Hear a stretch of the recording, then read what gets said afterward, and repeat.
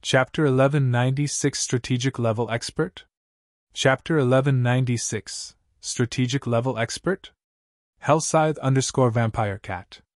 Chapter 1196 Strategic Level Expert? He died. The surrounding Flower of Seven Sins members could not help but gape in shock. Even the demon cleric chanting a greater healing stopped abruptly as he stared at Violent Torrent's motionless body. Violent Torrent had close to 80,000 HP remaining just now. With his strength, he should have been able to resist for some time. Otherwise, the demon cleric wouldn't have chosen to cast greater healing, which had a considerably long casting time. At this moment, when the several Flower of Seven Sins members turned to look at Shifeng, a possibility suddenly occurred to them, and they could not help but shudder at the thought. That possibility was that Shifeng had not used his berserk skill when he was fighting Violent Torrent before, even after the berserker had turned into a demon, and had activated the skill only now. Not good. We met a hard one. He's a peak expert. Hurry up and contact Brother Chin, a thinly built man said. The man felt his breathing stifled as he looked at Shifeng. There were few peak experts even in the Flower of Seven Sins. These existences were normally part of the organization's middle management. Shifeng would have little trouble going up against more than a dozen half-step refinement realm experts like themselves at the same time, especially now that he had activated his berserk skill. Currently, only Brother Chin, the ranger leading the team this time, as well as a few others could possibly resist someone like Shifeng for long. Just as this thinly built assassin was done speaking, Shifeng advanced and suddenly appeared before a guardian knight. Without hesitation, this guardian knight activated Protection Blessing. However, Shifeng remained unperturbed by this reaction as he brandished Killing Ray. Thundering Flash. Immediately, 4 blue arcs of lightning struck at 4 different locations. Combat Technique for Moon Lotus. After the 4 lightning snakes pierced through the guardian knight, they each struck at the 4 magical class players behind him. The Guardian Knight instantly lost over half of his 140,000 HP, whereas the 4 magical classes behind him lost 1/3 of theirs and had their spellcasting interrupted by the impact of Thundering Flash. Block him! Don't let him get close to the magical classes! Hearing this, a Guardian Knight immediately used Justice Roar on Shifeng. The Demon Cleric at the rear also cast Truth's Shield and Rapid Healing on the Guardian Knight. As for the other melee players, they each used a control skill on Shifeng. At the same time, the ranged classes launched attacks to seal Shifeng's movements. Shifeng could not help but admit that every member of the Flower of Seven Sins was an expert. Their coordination with each other was also impeccable. In combination with their high HP and defense, it made dealing with them extremely difficult. If it were any other expert here, they would definitely choose to pull back first. However, Shifeng never entertained the thought of retreating. Instead, he activated Defensive Blade without hesitation, greatly extending his attack range. At the same time, he switched the basic Tyrant title to the Swordsmanship Master title, increasing his attack speed by 30%. Sword's Orbit. Starlight immediately emerged around Shifeng's body. Not only did he manage to block all incoming attacks, but before anyone could react, everyone within a 15-yard radius of him also began losing HP rapidly. Despite the Demon Cleric at a distance spamming heals on the Guardian Knight, he still failed to keep the MT alive. In the blink of an eye, everyone within 15 yards of Shifeng died. Meanwhile, the Oracle reporting to the Ranger called Brother Chin was stupefied. Hello? Why are you contacting me at such a time? Did something happen? The level 43 Ranger asked as he toyed around with passing Monarch. Brother Chin, and not good. There's a MO monster here. The level 42 Oracle stuttered. During the time the Oracle was giving his report, Shifeng had used silent steps and appeared behind the thinly built assassin, who had just activated Wind Steps. Shifeng then executed Chop, the speed of his attack so fast that the assassin did not even react, as he died instantly. A monster? Did one run all the way out here from the island? The Ranger asked, perplexed. And no. There's a peak expert on the speedboat we attacked. Torrent and the others, they're all dead. At this moment, the Oracle was quickly losing his ability to speak as he watched his companions die one after another. A peak expert? Okay, I'll head over there now. The ranger immediately grasped the severity of the situation. Ignoring passing monarch, he turned towards a few of his companions, who were killing the other members of the Freedom Alliance, and shouted, "Hammer, you guys follow me. Torrent and the others are in trouble." Every peak expert was a strategic weapon in a team battle. If not properly contained, a peak expert could easily turn the tide in a fight between hundreds of players. Violent Torrent and the 17 others that went to the Swift Dragon speedboat were merely half-step refinement realm experts. They were simply no match for an expert of such caliber. If the ranger delayed, they would no doubt be annihilated. Hence, he needed to hurry over there right away. He's leaving? Passing monarch was filled with confusion as he looked at the black-clad ranger flying towards the Swift Dragon speedboat. However, the ranger's departure was a good thing for the Freedom Alliance since the ranger and the 3 companions that followed after him were the ones who had killed the most Freedom Alliance members. With the bronze speedboats less than 50 yards away from the Swift Dragon speedboat, the ranger took less than 5 seconds to glide across this distance. However, as soon as the black-clad ranger descended, he was shocked by the scene before him. At this moment, none of the 18 people sent to snatch the Swift Dragon speedboat was alive. However, only 5 seconds had passed since he received the report. 18 half-step refinement realm experts who had turned into demons had died, just like that. The ranger glared at Sherfone, who stood a short distance away, and asked coldly, "Where are your companions? Or are they thinking of ambushing us while we're fighting you?" No matter how he looked at it, one person simply could not have finished off so many demonized half-step refinement realm experts within such a short time. At the very least, such a feat required several experts working together. Companions? Sherfone shook his head and said, "I'm the only one here. If you ran all the way here just to ask this, can we start the fight now? Hammer, you and Letter deal with that guy. Scorpion and I will assist from the side and prevent others from ambushing us," the ranger commanded hurriedly. It was obvious he did not believe Sherfone. "Leave it to me." The level 43 berserker named Hammer nodded seriously as he looked at the cloaked Sherfone. The fact that the swordsman before them could work with other experts to get rid of Violent Torrent's group so quickly proved that his strength was extraordinary. Not to mention, Hammer also sensed a dangerous aura coming from Sherfone, and he could tell that he was definitely no match for Sherfone in a one-on-one fight. However, if he coordinated with Letter, even if they could not defeat Sherfone, it would also be impossible for Sherfone to kill them. However, just as Hammer finished speaking, Sherfone had already dashed towards him. So fast.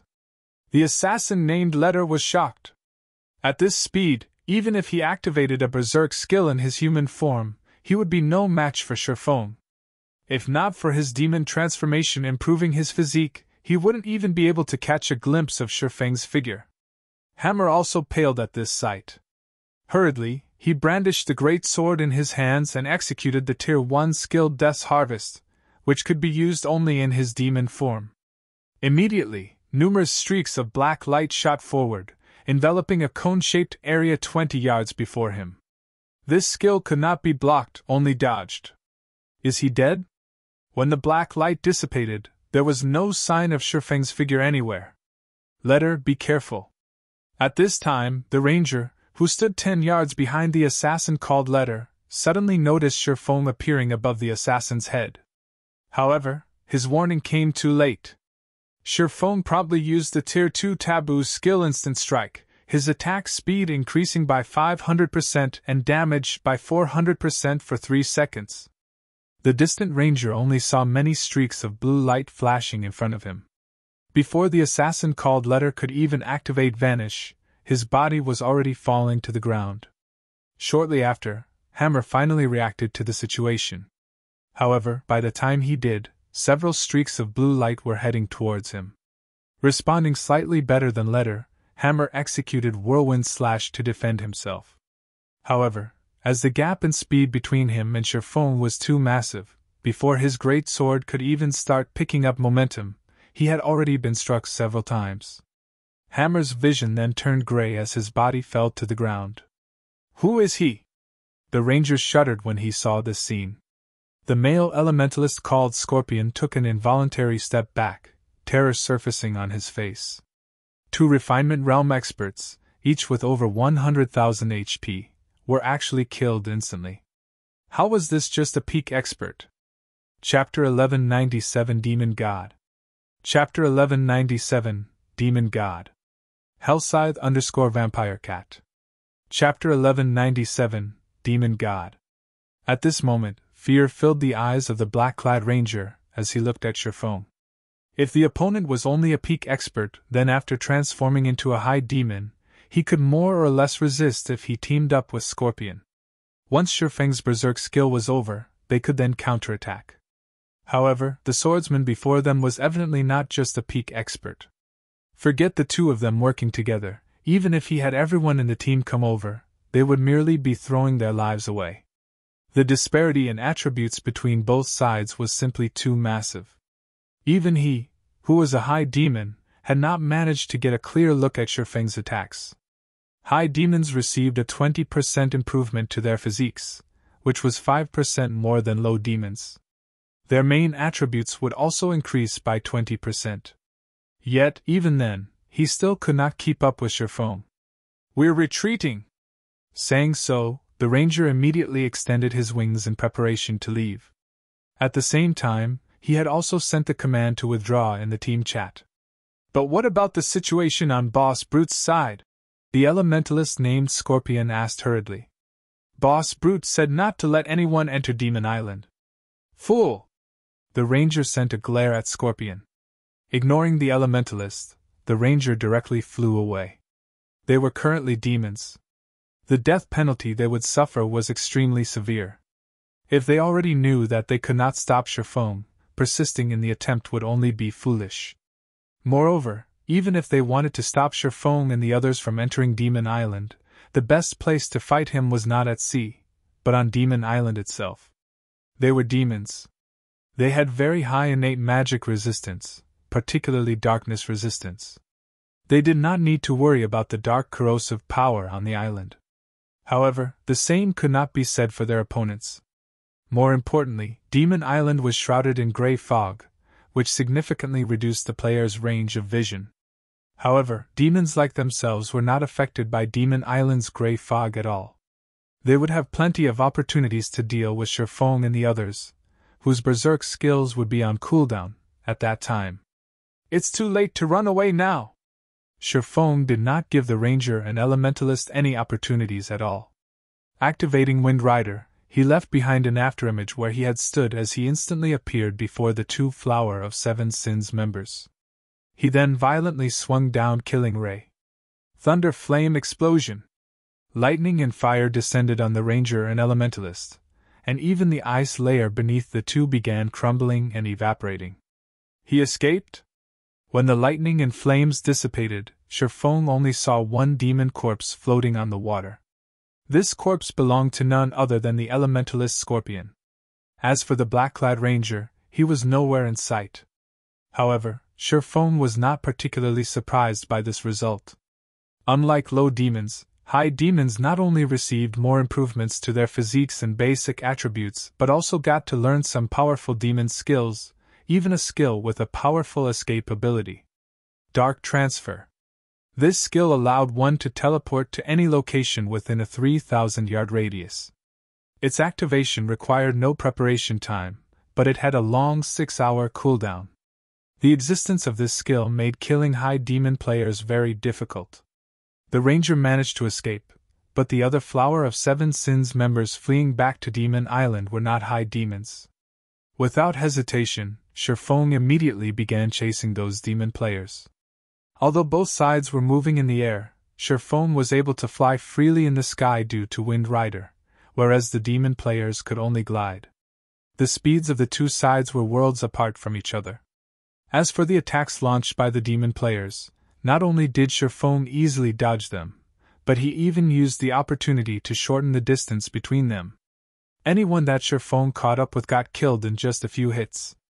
Initially, there were over 80 low demons fleeing back to Demon Island. However, the ones that actually managed to reach the island numbered less than 30. Once they reached Demon Island, Sherfone gave up the pursuit. Demon Island was rife with level 70+ monsters. If he was not careful, he would definitely attract the monsters' attention. If that happened, not only would he not be able to kill the Flower of Seven Sins members, but he might even lose his life. In fact, as soon as Sherfone stepped onto the island, he noticed more than a dozen Shadow Stalkers. Shadow Stalker, Dark Creature, Great Lord. Level 71.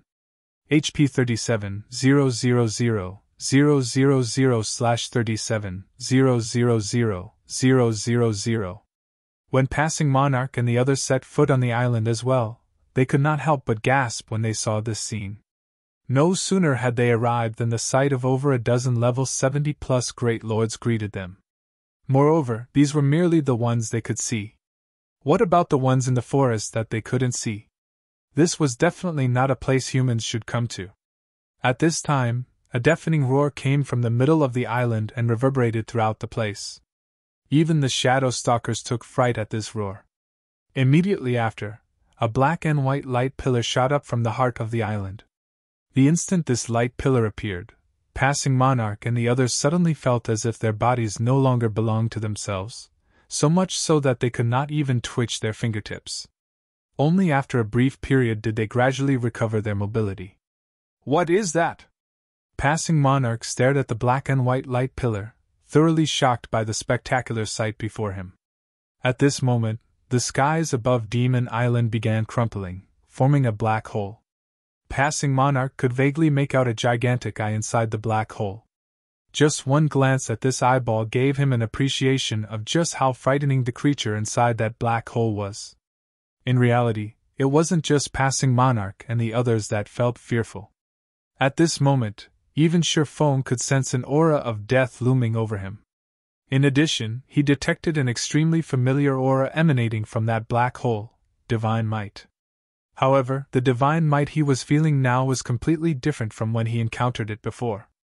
In previous instances, the divine might he felt all came from items.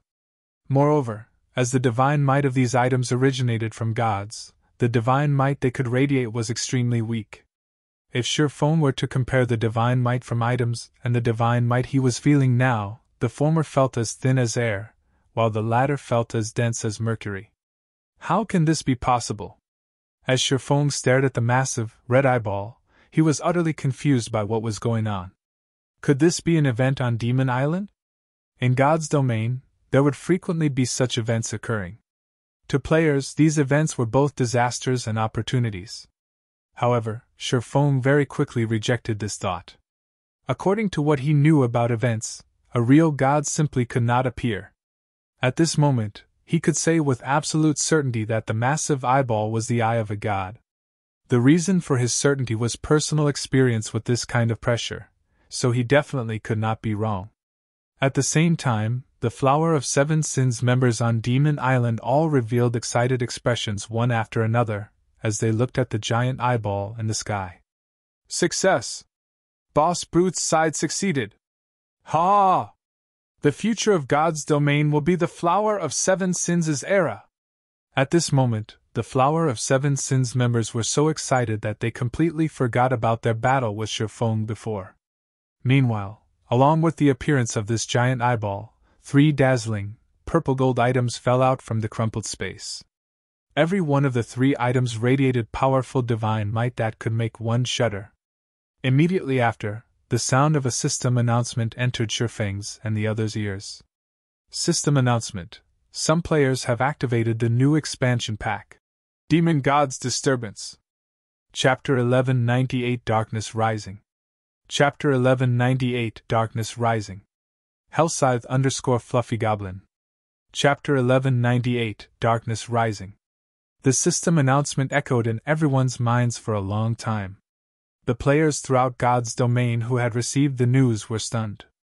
Some players had gone directly to the game's official website, searching for any information about this latest expansion, whereas others thought nothing of it at all. After all, this wasn't the first expansion the game had launched. They had long since gotten used to such occurrences. However, When Sherfong, who was on Demon Island, heard this system announcement, he was dazed for a long moment. Demon God's disturbance? Sherfong watched the black hole in the sky slowly close, chaos gripping his pounding heart.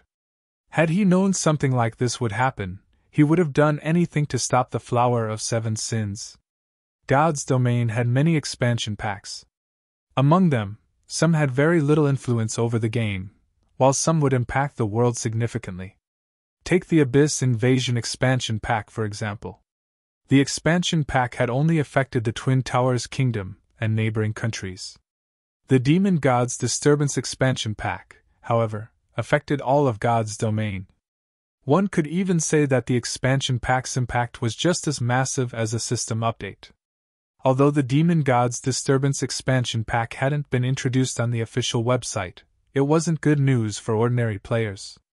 Rather, this expansion pack benefited Dark players and Demon players.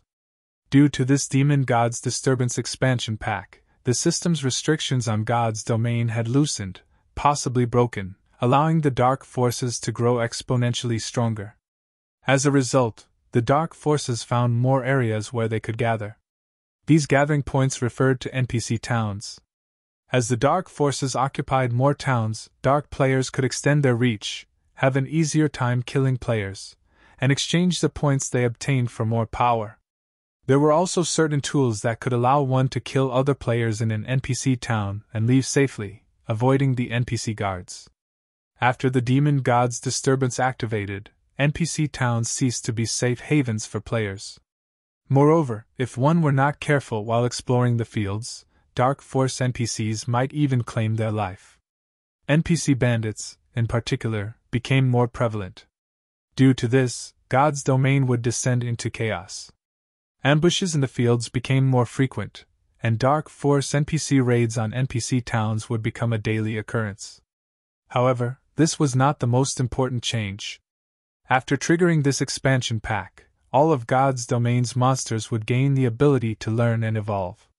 They could then increase their combat power. To put it simply, if a large number of players continuously killed the region's monsters, these monsters would gradually grow stronger, becoming increasingly difficult to kill. Of course, this improvement was not without limits. Common monsters could, at most, grow to the standards of the Trial Tower's second floor, while elite and special elite monsters could aim for the third floor standard. Chieftains could grow to the fourth floor standard, lords and high lords to the fifth floor standard, and great lords and grand lords to the sixth floor standard. Fortunately, there was a way to cope with this problem: grind where few others venture. Monsters that players didn't farm would keep their low standards.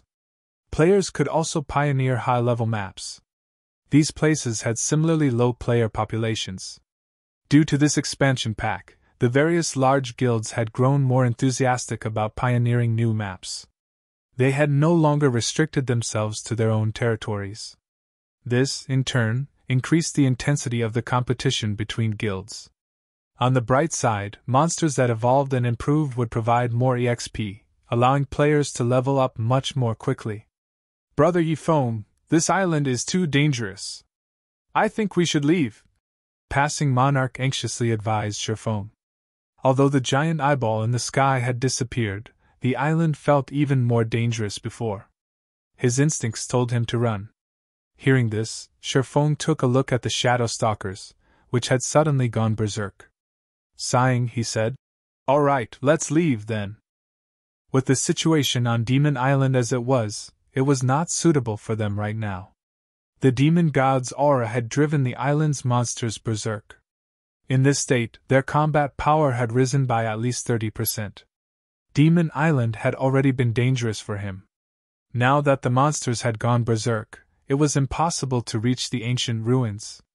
If he wanted to do so, he could only wait until the monsters here reverted to their normal state. As Sherfong and the others had turned to leave, a monster's roar reached them from within the forest. In the next moment, a three-headed demonic hound that was over 5 meters tall barreled out of the trees. A savage man with disheveled hair sat upon this demonic hound. The man stood over 2 meters tall, half a head taller than Kola. The man had thick, robust arms. The man carried a crimson spear on his back, the length of which was decorated with blood-red divine runes. A fiery glow swallowed the spear's tip. At first glance, it was obvious that this spear was no ordinary weapon. A group of players followed the man atop nothing less than bronze mounts. These people were mostly around level 43. Who are these people? Passing Monarch turned his head towards the six-man party, shocked. The other Freedom Alliance members were similarly surprised. The three-headed demonic hound was very large. Rather than a mount, it looked like a lord-ranked monster. They had never even heard of such a mount before. Even more shockingly, the savage atop the demonic hound was actually level 45.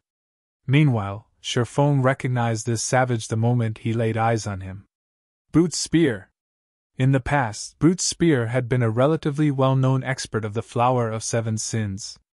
Back then, the rest of the world had referred to him as the Brute God. In God's domain, any player that was nicknamed a god had been a Tier 6 God-ranked expert. The reason he had been known as Brute God and not Spear God was his inhuman strength in both the game and the real world.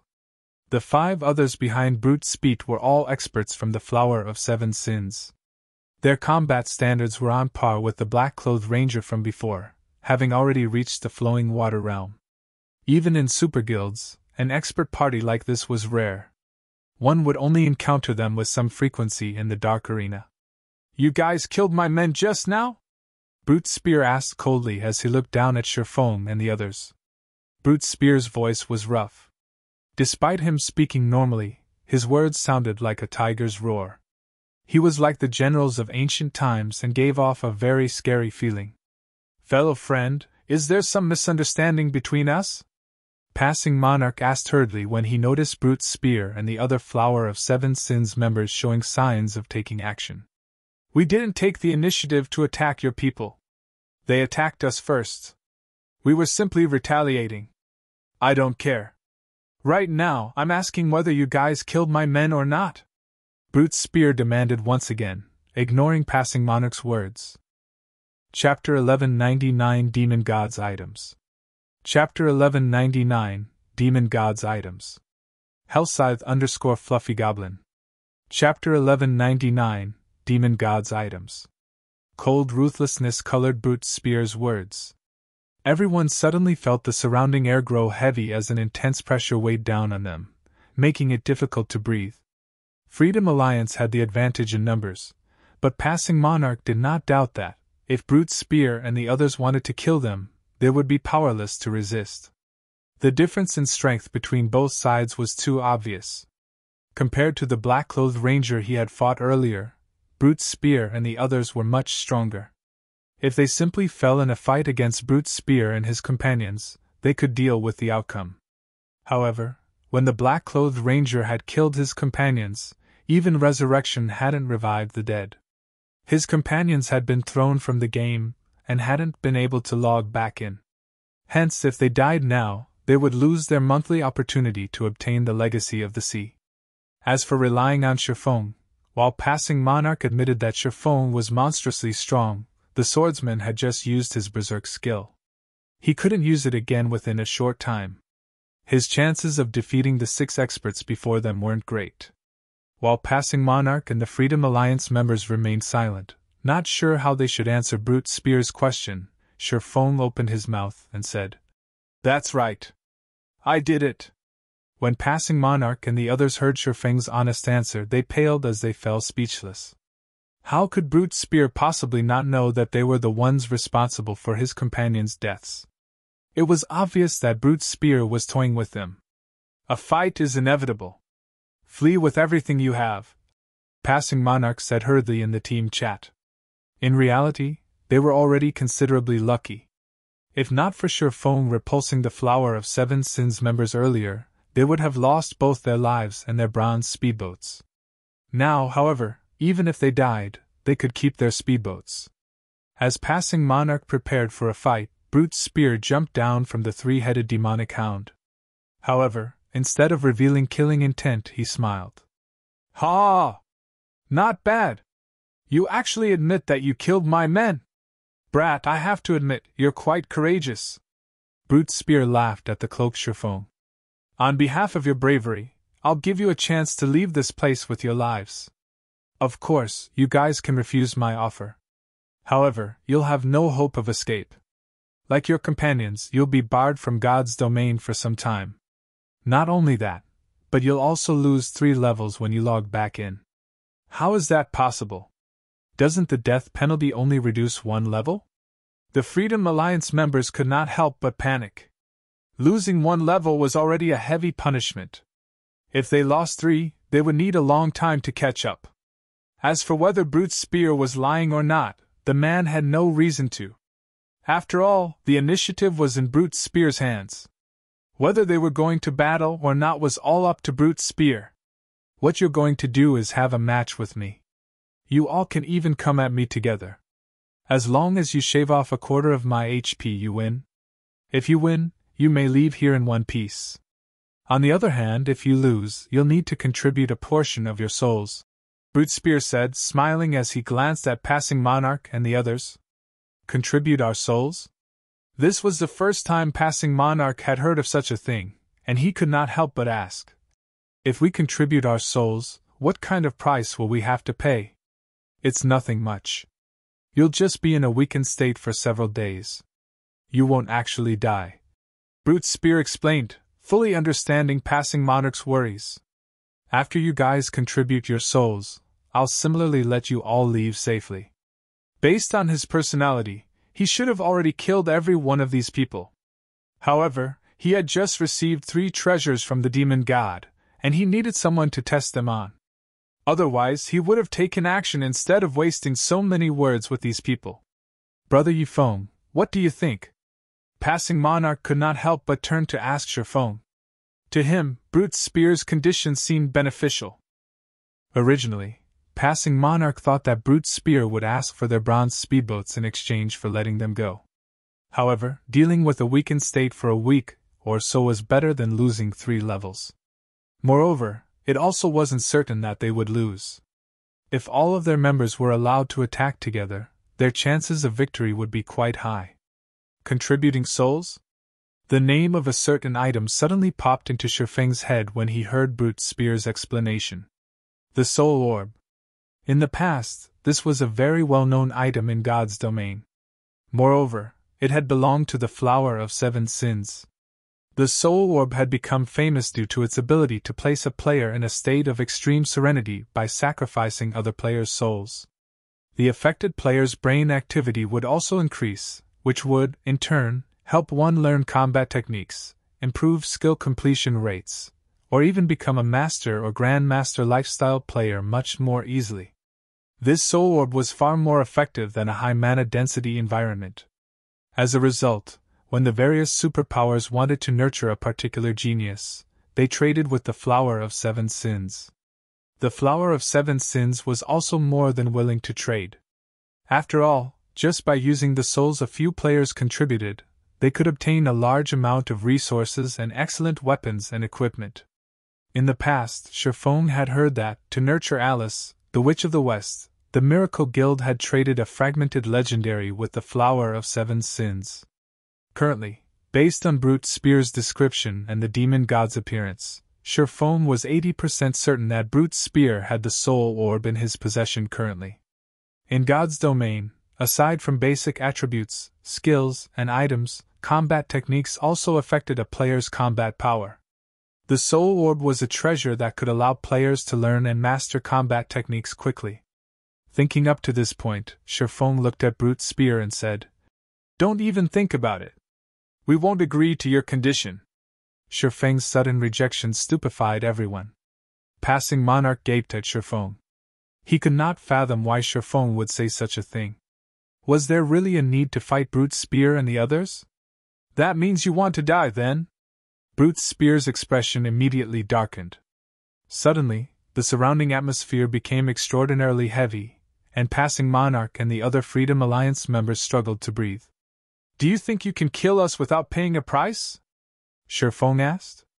Before anyone realized it, 2 magic scrolls appeared in his hands. These magic scrolls were none other than the Tier 3 magic scrolls he had obtained from the Sea Serpent King. One was a Tier 3 defensive magic scroll, while the other was a Tier 3 large-scale destruction magic scroll. Tier 3 scrolls? Brute Spear's complexion turned ugly when he saw the 2 scrolls in Shifeng's hands. Chapter 1200 Sin of Pride. Chapter 1200 Sin of Pride. Hellscythe _ Fluffy Goblin. Chapter 1200 Sin of Pride. Tier 3 magic scrolls were extremely rare in God's domain. It was nearly impossible to find one on the market. Even if one went to a large guild to purchase Tier 3 magic scrolls, they would need to a close relationship with the buyer and rare items to offer in exchange. Meanwhile, Brute Spear recognized both of Shifeng's magic scrolls. One of them contained a Tier 3 large-scale destruction magic scroll, and when this scroll was activated, even demon players like himself, with high HP and defense, would die instantly. The second was a Tier 3 defensive magic scroll, and it was currently acknowledged as the best life-saving scroll in God's domain. As long as the Tier 3 defensive magic scroll was activated, current players would be helpless against it. Even a Tier 4 large-scale destruction spell could not break a Tier 3 defensive spell. Even Tier 4 mythic monsters could not break the defensive spell. If Shifeng activated this magic scroll, they really wouldn't be able to do anything to Shifeng and his group as they left Demon Island. This was not an outcome Brute Spear wished to see. Are you really willing to part with 2 Tier 3 magic scrolls? Brute Spear glared at Shifeng. He hadn't expected Shifeng's group to possess such a trump card. If possible, he wanted to kill Shifeng before the latter could activate the magic scrolls. However, he had already discovered Shifeng's standard as a peak expert. Even a domain realm expert couldn't stop Shifeng from activating those scrolls. However, whether it was the large-scale destruction magic scroll or defensive magic scroll, both were extremely rare, valuable items at this stage of the game. He refused to believe that Shifeng would part with them so easily. What's there to be reluctant about? Shifeng laughed. Now that Demon Island has transformed, once we return, we can sell this information to various superpowers. I'm sure that they'll be more than willing to compensate us for our losses. Hearing Shifeng's words, Brute Spear and his companions' expressions twisted. They wanted nothing more than to rip Shifeng apart. Currently, they still had plenty of matters to deal with on Demon Island, and it would take some time before they finished. If the other superpowers learned about Demon Island, a war would erupt. If that happened, other superpowers might snatch some of the items they were searching for. This was definitely not an outcome they wished to see. I'll admit that you're pretty smart. Say it then. What do you want? Brute Spear growled as he suppressed his bubbling rage. Hearing this, the corners of Shifeng's lips raised as he said unhurriedly. Since it's a competition, we have to even the odds. Your conditions are simply too one-sided.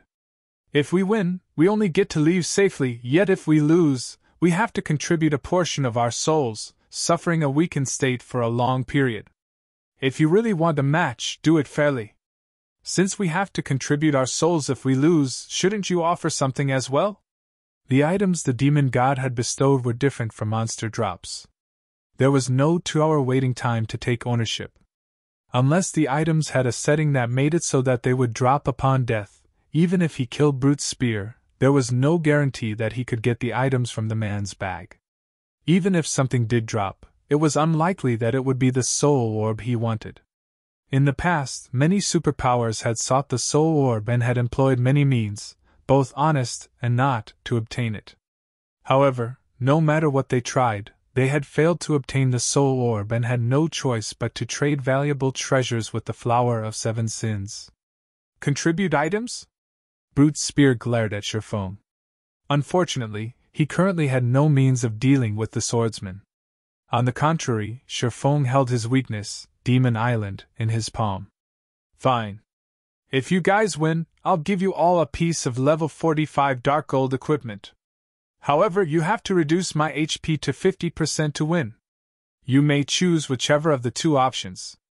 Hearing Brute Spear's words, everyone present could not help but admire Shifeng. This was especially true for the 5 Flower of 7 Sins members beside Brute Spear. If not for Shifeng being their enemy, they might even applaud the man. The fact that Shifeng had convinced Brute Spear to take a step back, albeit it a very small one, was an amazing feat in and of itself.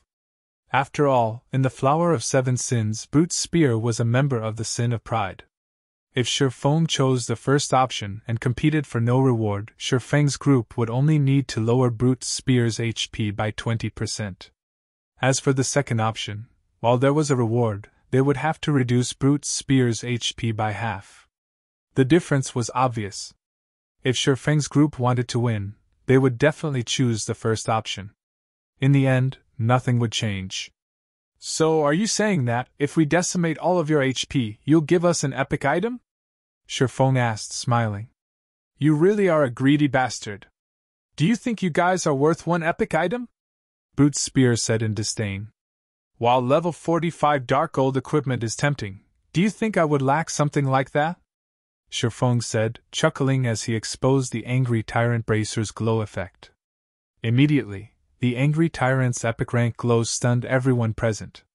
Previously, Shifeng had hidden the glow effects of his weapons and equipment, making it very difficult to determine his item's quality unless one had done their research into God's domain's various materials. Obviously, nobody present could determine his item's quality. Otherwise, they would have been astounded. Epic equipment? Passing Monarch was taken aback when he noticed Shifeng's bracers. Even the Freedom Alliance only possessed a few pieces of epic equipment. It was unbelievable that a lone player like Shifeng possessed a piece as well. It seems I really have underestimated you. When Brute's spear looked at Shifeng's Angry Tyrant, greed flashed in his eyes. Epic equipment was even rare in super guilds. Super guilds had far fewer epic items than peak experts. Only peak experts that performed exceedingly well were assigned epic equipment. Even Brute's spear only wore 2 pieces of epic equipment.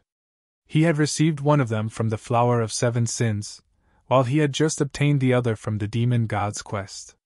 He did not have any epic bracers. If he could obtain them, they would undoubtedly increase his basic attributes. If you want to do it that way, we'll do it fairly. If I bet an epic item, then you guys have to bet an epic item as well, Brute's spear said, sneering. It was obviously not possible to steal Shifeng's epic bracers. Even if he killed Shifeng, the swordsman would drop random items. The chance of obtaining those epic bracers was simply too low. If he wanted, he had to gamble. If you lose, you only need to hand over 1 epic item, yet if we lose, we need to offer our souls and an epic item. You call that fair? Shifeng smirked. If you wish for absolute fairness, fine. You and me, 1-on-1, Brute's spear said. If you win, I'll give you a top-tier epic item. A top-tier epic item? Shifeng's expression twisted into one of contempt. He then publicized Angry Tyrant's attributes for everyone to see. If you can offer a better piece of epic equipment better than mine, I'll consider it. If not, no deal. Chapter 1201 Tier 2 Class. Chapter 1201 Tier 2 Class. Hellscythe_Vampire Cat. Chapter 1201 Tier 2 Class. Initially, the Flower of Seven Sins members were about to blow up in rage at Shifeng for looking down on them. However, when they saw Angry Tyrant's attributes, they were all stupefied. How is this possible? Aren't these attributes too overpowered? Everyone present was surprised by Angry Tyrant's attributes. Although the bracers did not possess any active skills, their 2 passive skills were practically tailored for berserkers. An increase of 20% in strength and 30% in attack speed when the wearer's HP was below 50%. Just thinking about this gave everyone the shivers. Not to mention, there was also a certain chance for the wearer's strength to double when attacking. It was practically impossible for any other epic equipment to surpass the Angry Tyrant bracers. Angry Tyrant was definitely the best among epic equipment.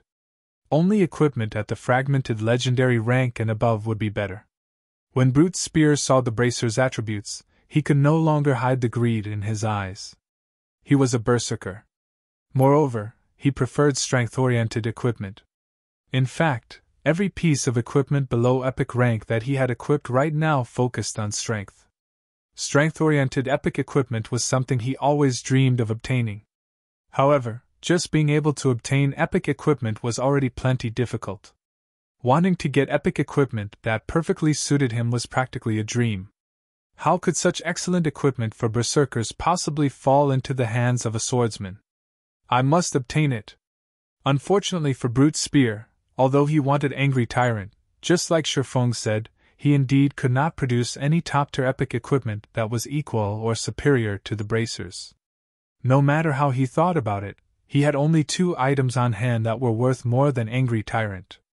One was an item that the Flower of 7 Sins wanted, while the other was the epic rank tool's soul orb. Eventually, Brute Spear gnashed his teeth as he said, "Do you think I can't take out something of even higher value? I have an epic tool here. It is definitely more valuable than your Angry Tyrant bracers. If you can defeat me, I wouldn't mind gifting this epic tool to you."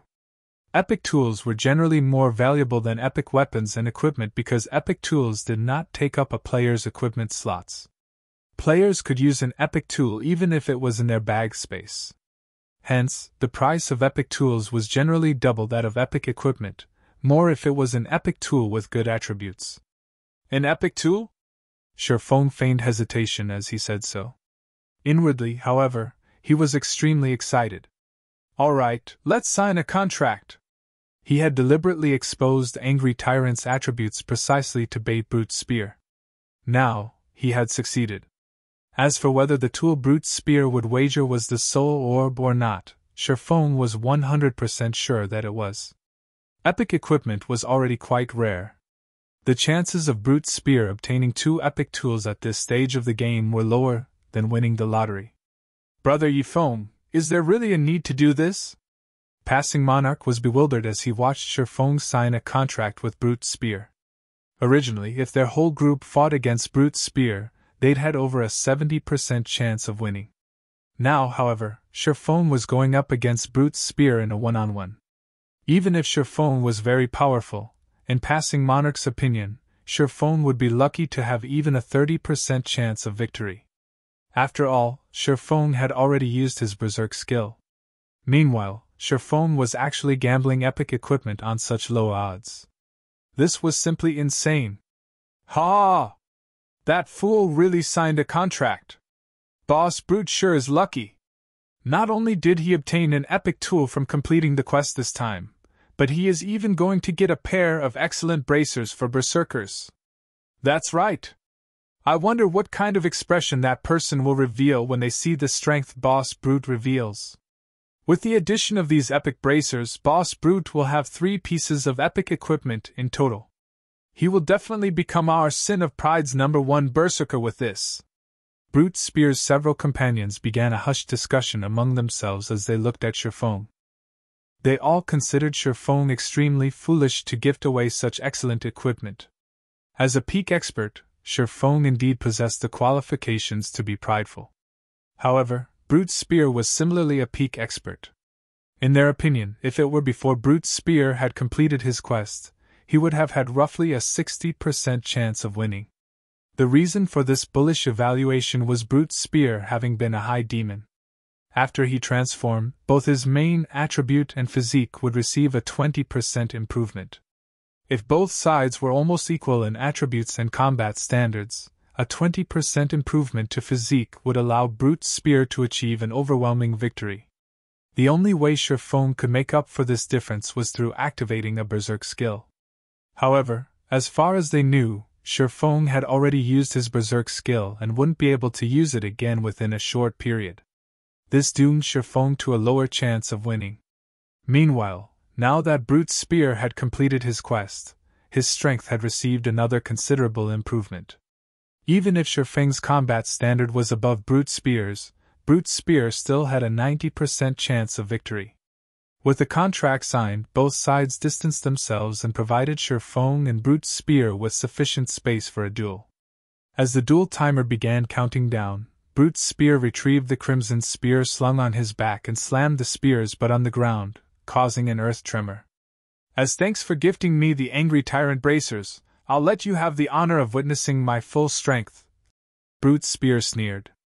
"Originally, I intended to reserve this strength for competing against Bart for the position of #1 berserker in the group. Saying so, Brute's spear let out a low shout as his entire body began releasing scorching hot, pitch-black smoke. This pitch-black smoke quickly wrapped around Brute's spear's entire body. In the next moment, the berserker began transforming. In the blink of an eye, he had become a demon. However, unlike the black-clad ranger from before, Brute's spear's demon form had 3 sets of wings. The aura he radiated was also much stronger than the black-clad ranger's. There was absolutely no comparison. "We're doomed." After seeing Brute's spear's demon form, the last strand of hope-passing monarch clung to vanished entirely.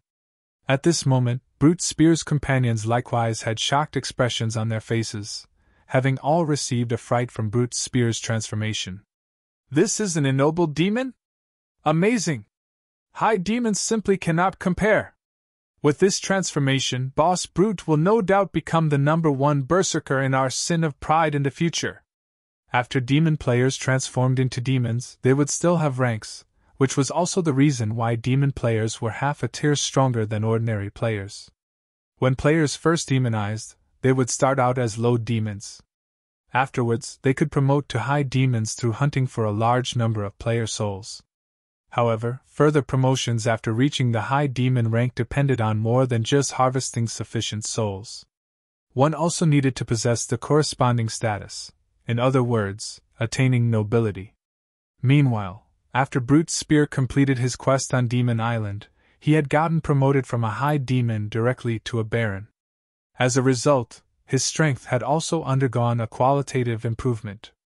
Ha! So this is the power of a baron demon? Truly amazing!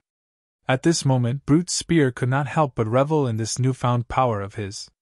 Baron-ranked demon players received a 30% increase to both their attributes and physique when transformed. Currently, both his attributes and his body's physique were already at the Tier 2 standard. The only thing he lacked now was Tier 2 skills.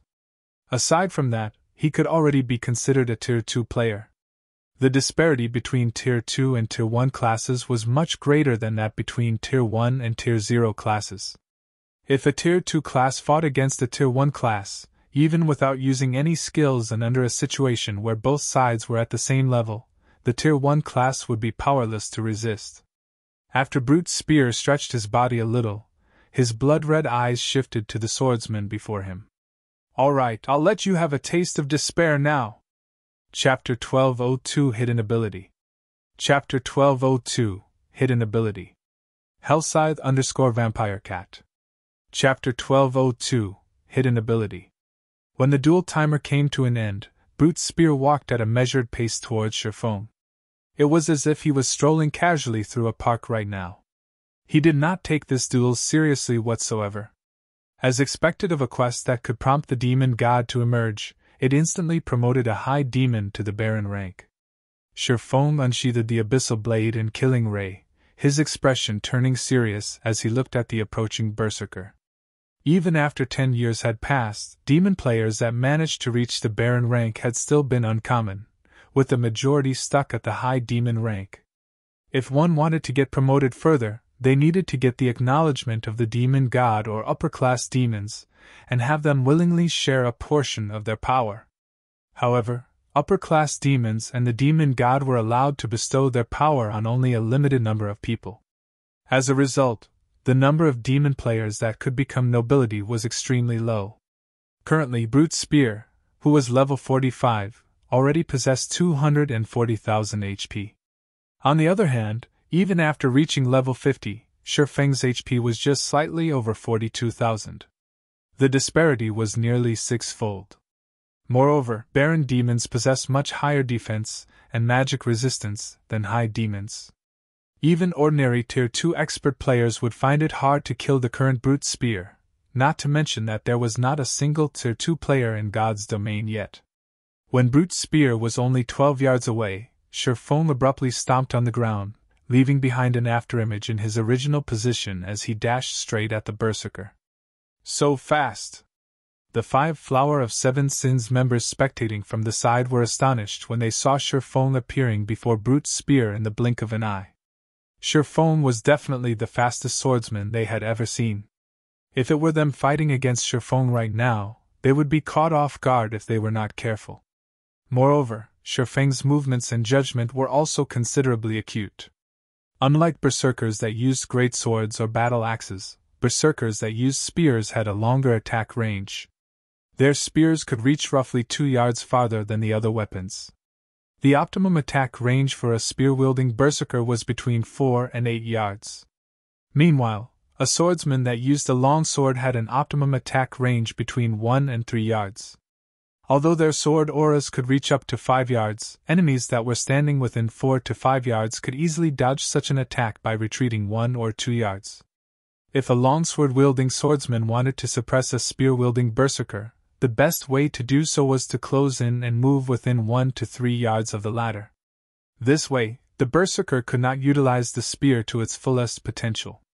Conversely, if Shifeng allowed Brute's spear to gradually approach him, then before he even reached his attack range, Brute's spear would have already begun attacking, a considerably disadvantageous situation to Shifeng. Hence, taking the initiative to launch a fast attack was an extremely wise decision. You have quick reactions, I'll give you that. Unfortunately, you met me. Brute's spear was indeed surprised by Shifeng's speed and judgment. However, while others might have difficulty keeping up with Shifeng's speed, he could see the swordsman's movements perfectly. Moreover, due to his improved physique, he had a much clearer grasp of his surroundings. Right now, he could perceive everything within a 20-yard radius. In fact, the instant Shifeng prepared to take action, he already knew what Shifeng would do. Whirlwind Slash. Having long since anticipated Shifeng's attack, Brute's spear swept the spear in his hands horizontally, his move capable of dealing a serious blow to all enemies within a 10-yard radius. An explosion rang out in the air as he swung the crimson spear, the spear moving so fast that it became invisible to the naked eye. Meanwhile, Shifeng was currently still 6 yards away from Brute's spear. By the time he could start attacking Brute's spear, the berserker's spear would have long since landed on him. Although the spear was weaker than the great sword and battle axe when it came to raw power, it was superior in terms of speed. Pun! Spear and sword collided, the impact forcing Shifeng to take a few steps back. What a high skill completion rate! Shifeng was slightly astonished as he looked at Brute's spear, who remained unaffected by the impact. If speaking purely in terms of the strength attribute, he should surpass Brute's spear even after the latter transformed. After all, there was a 5-level gap between them. Moreover, the quality of his weapons and equipment was also far superior to that of Brute's spears.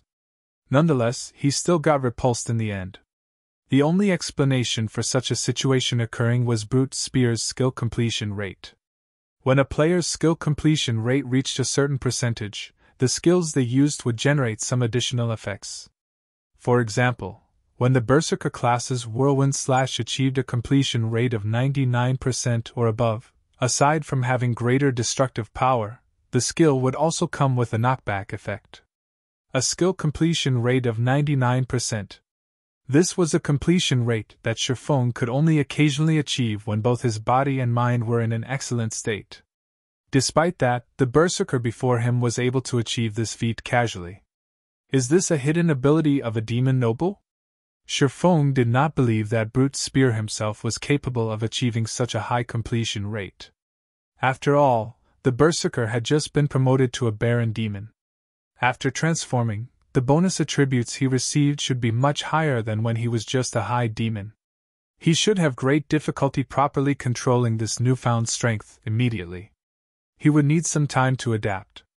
Hence, the only explanation was that this high completion rate was a hidden ability of a demon noble.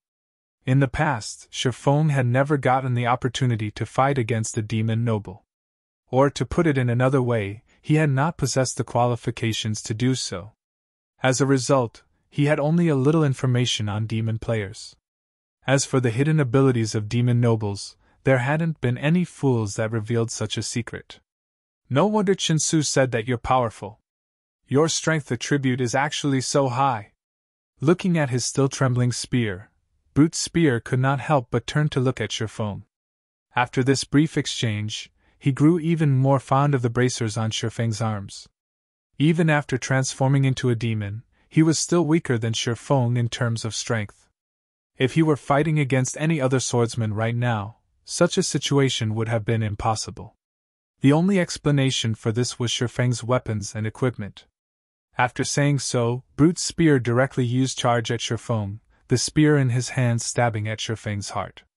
When Brute's spear used charge, he became like a shooting star. He was not only extremely fast but also exerted powerful pressure on Shifeng. However, this pressure didn't come from Brute's spear himself. Instead, it was a deterrent effect that appeared when charge's completion rate reached 99% or above. This hidden effect reduced his opponent's reaction speed by 20% and movement speed and attack speed by 40% for 1 second. When Brute's spear got to within 6 yards of Shifeng, the crimson spear in his hands suddenly transformed into a streak of red light. Boss Brute is finally using his trademark move, an assassin familiar with Brute's spear said, chuckling. This was a combination technique Brute's spear used to gain fame for himself in the Flower of Seven Sins, merging a combat technique with a system skill to exert even more power. Lightning speed. Originally, charge had already allowed Brute's spear's crimson spear to move at a frighteningly fast speed. Then, during the time he was using charge, he would transfer the power of his entire body to his spear, applying additional acceleration the instant it was about to reach its target. This speed made the attack practically impossible to dodge or block. Pun! At the critical moment, Shifeng activated parry. When the crimson spear came into contact with his swords, Shifeng instantly felt both his arms go numb. His entire person also was forced to retreat 6 steps before he managed to stabilize himself. He blocked it? Brute's spear was astounded right now. Just how high is his agility? The lightning speed he executed this time was the most perfect one so far. Logically, after including the suppression effect of his charge, Shifeng should not have been capable of executing parry at all. Since it is so, let's see if your reaction speed or my attack speed is faster. Saying so, Brute's spear flapped the wings on his back and began hovering in midair. His body then split into 3, and all 3 attacked Shifeng simultaneously from different directions. The skill he had used was called Demon Flash, something he had learned after becoming a Baron Demon. It allowed him to attack his opponent from 3 directions, and each clone mirrored his original body perfectly. There was also no need for him to control his mirror images as they would carry out the same actions as he did. During the attack, he and his clones would also gain an enormous movement speed boost. Overall, it was a skill many times more powerful than charge. Chapter 1203 Difference between Trump Cards. Chapter 1203 Difference between Trump Cards. Hellscythe_Vampire Cat. Chapter 1203 Difference between Trump Cards. After Brute's spear used Demon Flash, he and his mirror images moved faster than when he used charge. The surrounding spectators could barely see the 3 berserkers' after images, much less their real bodies. Is this his true strength?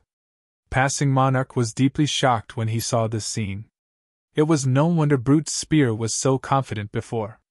With that kind of speed and destructive power, even if all of them went at him together, they would be fortunate to land an attack on him, much less shave away 1/5 of his HP. So fast. Although Shifeng's physique had improved a lot after reaching level 50, in the end, he had yet to obtain his Tier 2 class, which would provide a massive boost to his physique. At this moment, his eyes could no longer keep up with Brute's spear's speed. He could only rely on the changes in his surroundings to determine Brute's spear's movements. You should consider yourself fortunate to fall to this move of mine. Brute's spear executed lightning speed on Shifeng once more. Compared to the time he attacked with charge, the speed of his spear this time had increased by a large margin. Moreover, his 2 clones had also attacked using the same strength and speed. If attacked at such a speed and from 3 different angles, even a Domain Realm assassin expert would not be able to evade properly. Dang! Dang! Dang! However, just as the 3 crimson spears were about to reach Shifeng, they abruptly stopped in their paths, unable to proceed even an inch farther due to Shifeng activating the swordsman class's strongest life-saving skill, Defensive Blade. Brute Spear was not particularly surprised by this situation. After all, the swordsman class's life-saving skills were only second to the assassin classes. Now that he had forced Shifeng to use both life-saving skills consecutively, he would have a much easier time dealing with the swordsman. So what if you block them? Brute Spear sneered. In a single breath, he rapidly jabbed 5 times with his spear, targeting Shifeng's blind spots. Meanwhile, his 2 mirror images had also launched identical attacks. Demon Flash did not just allow him to launch a charging attack on his target. The clones conjured lasted 5 seconds, during which they would carry out the same actions as the main body. Moreover, they also possessed the exact same attributes as the main body.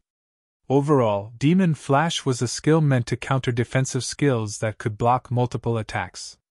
As a result, a total of 15 spears struck at Shifeng from 3 different directions, and extremely fast. Even Shifeng failed to keep up with all 15 spears.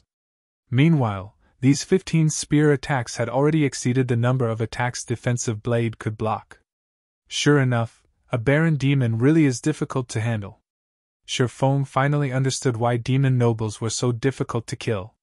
In the past, when he saw certain experts on the God's Domain experts list successfully killing a demon noble, he had thought nothing of it. Now, however, it would seem that killing a demon noble of the same tier was a very difficult task. Shifeng immediately activated Killing Ray's additional skill, Summon Lightning. Boom! In the next moment, arcs of blue lightning shot down from the sky one after another. Not only did these lightning arcs deal 400% lightning damage to all enemies within a 15-yard radius to Shifeng, but they could also inflict a numb effect for 5 seconds on the targets struck. Afterwards, his attack range would even increase by 20 yards for 30 seconds. However, Brute Spear simply sneered at this attack. He did not bother dodging the lightning arcs at all as he abruptly stabbed his spear at Shifeng. He intended to compete and see who could deal more damage. While the 15 spears struck at Shifeng, the lightning arcs also bombarded Brute Spear's body.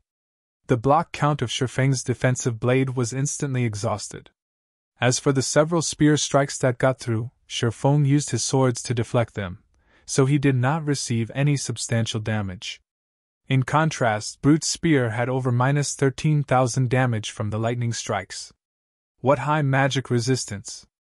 Envy sprouted in Shifeng's heart when he saw this damage.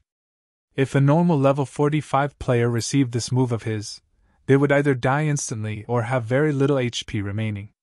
However, a Baron Demon's high magic resistance had greatly reduced the damage Brute Spear received. Brute Spear had over 240,000 HP. By relying on battle recovery alone, he could recover over 2,400 HP every 5 seconds. In addition, Summon Lightning's numb effect was ineffective against the Berserker. As Summon Lightning ended, Brute Spear launched 5 spear strikes once more. This time, however, Shifeng no longer possessed defensive blade to protect himself. What a pitiful bastard! He actually dared to challenge Boss Brute to a duel. He might have had a fighting chance if he had his berserk skill. Unfortunately, he's already used it against Jinsu. However, Boss Brute is also amazing. I feel that the skills he used all have very high completion rates. When the 5 Flower of 7 Sins members saw this scene, they all knew that this fight was as good as over. Originally, Brute Spear already possessed a huge advantage in HP and defense. Now, he was even using an attack method that trumped all defenses. If Shifeng wished to deal damage to Brute Spear, he would have no choice but to clash head-on as well. However, Brute Spear still had 2 clones assisting him. It was simply impossible for a melee player like Shifeng to stop Brute Spear.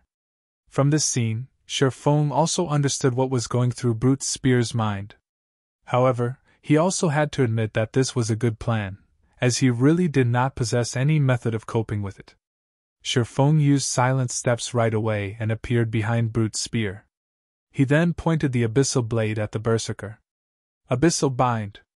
Immediately, black chains materialized in empty space one after another, every one of them shooting straight at Brute Spear.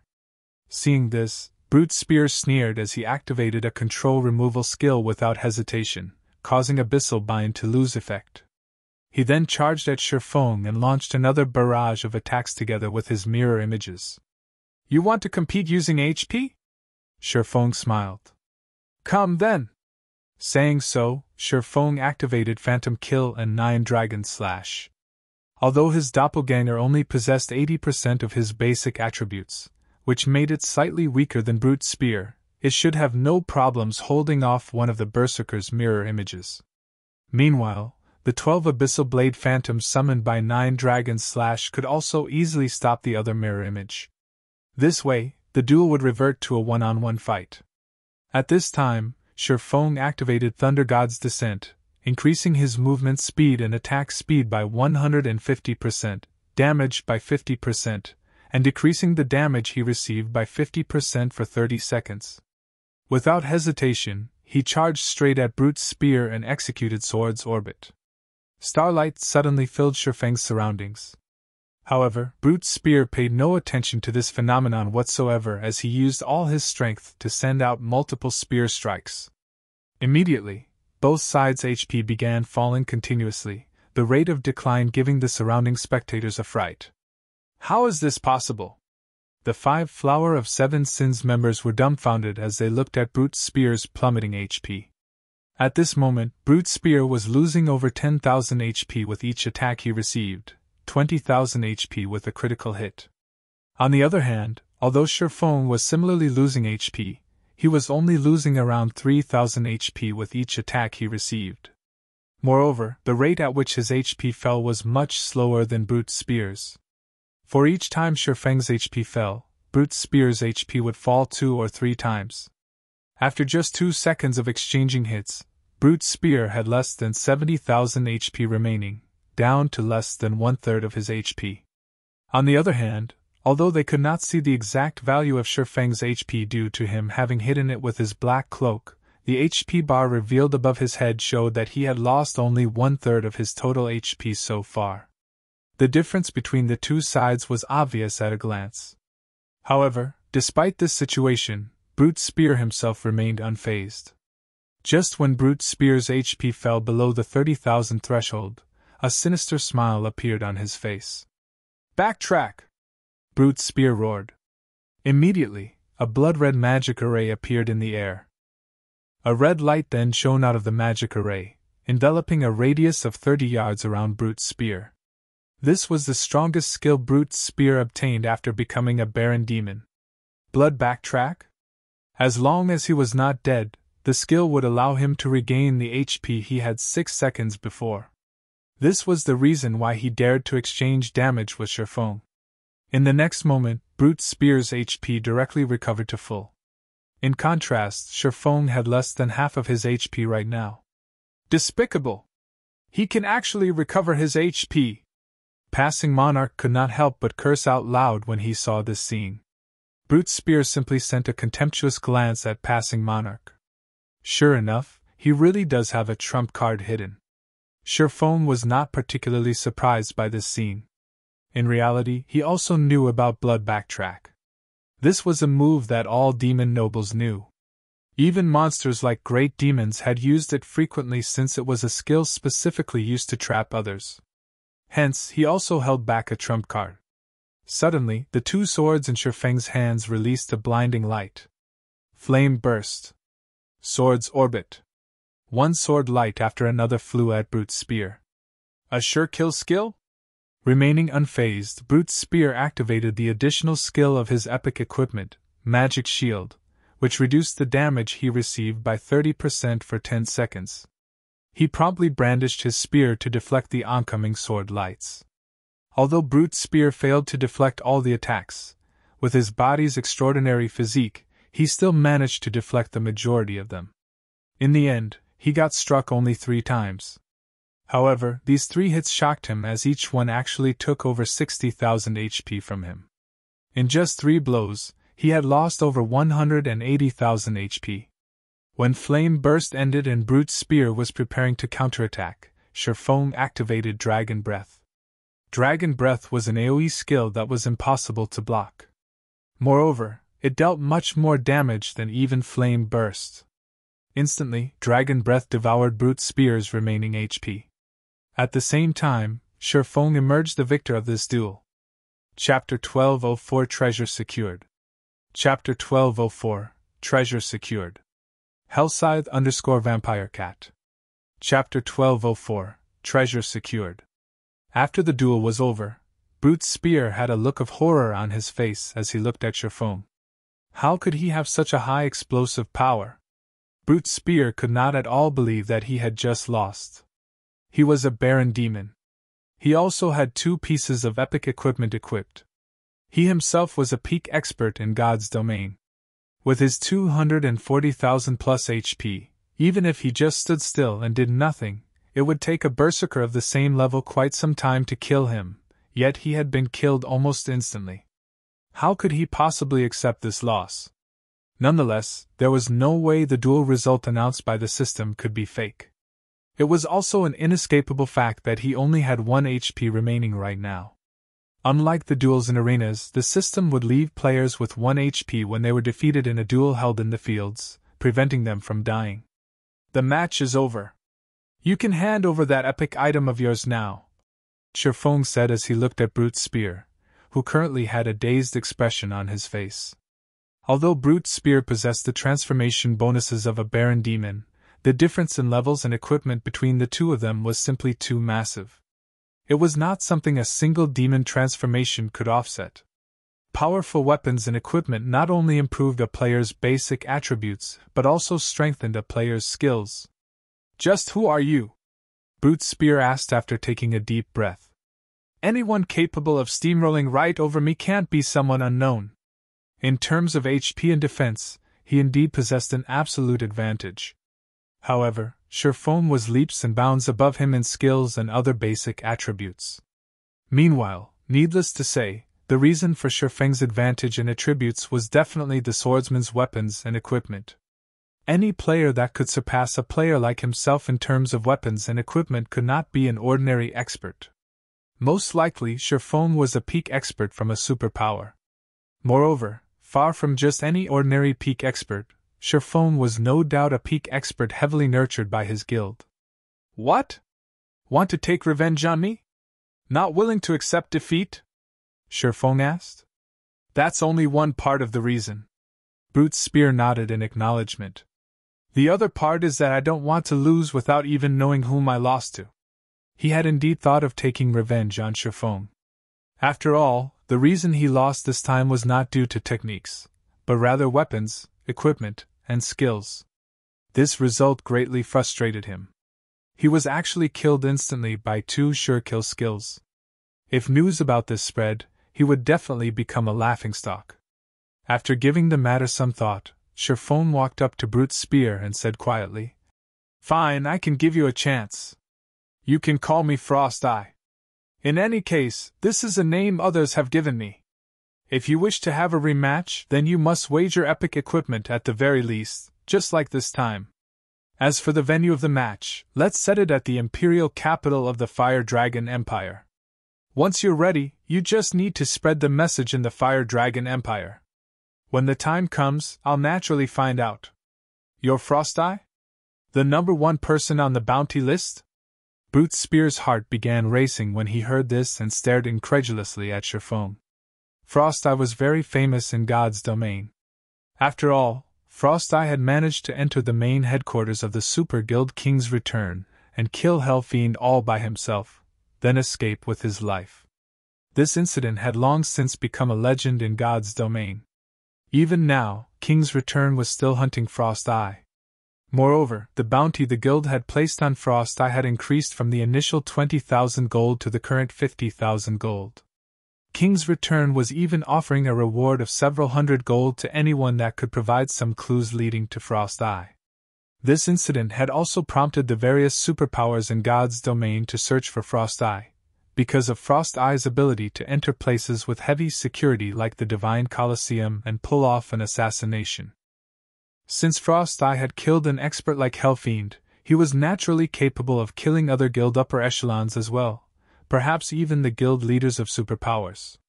A guild leader's assassination would deal a massive blow to the guild's reputation. Hence, the various superpowers in God's domain were searching for Frost Eye. The Flower of Seven Sins was no exception. As an organization that dealt in assassination work, if the Flower of Seven Sins could recruit such an expert, its fame would undoubtedly rise significantly. That's right. Since you already have the answer to your question, you can give me my item now, right? Shifeng nodded. It seems I have not lost in vain. At this moment, a trace of admiration flashed across Brute Spear's eyes as he looked at Shifeng. He then took out the soul orb from his bag and passed it to him. In reality, Brute Spear did not place any particular importance on the soul orb. After all, epic items like the soul orb were not particularly rare. Practically every superpower possessed one or two of such items. Take the epic tool the Dark Arena had auctioned, for example. The tool could be used to brew magic wine that had a calming effect when consumed. The calming effect was similar to when a player was in a high mana density environment. The soul orb was similar to that epic tool. However, unlike the magic wine, which required rare materials to brew, the soul orb needed players to willingly offer up a portion of their souls to produce soul water. Moreover, the souls of 100 players were needed to produce 1 drop of soul water. Rather than doing something as tedious as collecting souls, gathering raw materials would be much faster. Hence, Brute Spear felt that the soul orb was somewhat useless. Otherwise, he wouldn't have used it as a wager. Soul Orb, epic rank item. An orb crafted by demon god Paimon using the fragments of a destroyed powerful soul treasure. Additional active skill dash. Soul Water, creates soul water from the souls willingly contributed by players. No cooldown. Every 100 souls of players absorbed will produce 1 drop of soul water. Currently, this item has been sealed by demon god Paimon. Item will drop upon death. Those without the power of demons are unable to use this item. If you're not interested in this epic item, I can use 7,000 gold to buy it back, Brute Spear said, grinning as he looked at Shifeng. Although items like the soul orb were indeed rare in God's domain, there were still a few of them, which usually sold for around 20,000 to 30,000 gold. However, since only demon players could use the soul orb, its value was much lower. For someone like Shifeng, who was not a demon player, even if he obtained the soul orb, he would not be able to use it. In other words, it was no different from a piece of junk. At the end of the day, it is still an epic item. Keeping it as a decoration isn't a bad idea either. Although a surprised expression had indeed appeared on Shifeng's face after he read the soul orb's attributes, he still stored the item away. He then turned around and left. The corners of Brute Spear's mouth twitched involuntarily when he heard Shifeng's words. Most likely, only the number 1 person on the bounty list could say something like using an epic item as decoration. As for preventing Shifeng and the others from leaving, Brute Spear did not think he and his companions had this ability. If Shifeng was capable of leaving King's Return's main headquarters unscathed back then, it would be child's play to get away from the 6 of them. Following which, Shifeng led Passing Monarch and the others away from Demon Island. Brute Spear and the others had failed to notice that the reason for Shifeng's surprised expression was not the fact that only demon players could use the soul orb. After all, this was something Shifeng had long since known. Instead, he was surprised because the instant he touched the soul orb, the golden stigmata on him had reacted. Chapter 1205 Kingdom Transformation. Chapter 1205 Kingdom Transformation. Hellscythe_Vampire Cat. Chapter 1205 Kingdom Transformation. The golden stigmata was originally a tool for Shifeng to search for the 7 treasures. Previously, when he went to Lake Heart City, a clue relating to one of the 7 treasures had appeared. However, the signal had been brief, disappearing after a moment. Fortunately, he had already gotten a lock on the NPC wielding that treasure. Only, as Countess Katie Green was too powerful for Shifeng right now, he did not want to alert the NPC any more than he already had. Since entering God's domain, Shifeng had already been to quite a few places. However, he had managed to find only 1 clue relating to the 7 treasures so far. Despite that, the instant he touched the soul orb, it had actually triggered a reaction from the golden stigmata.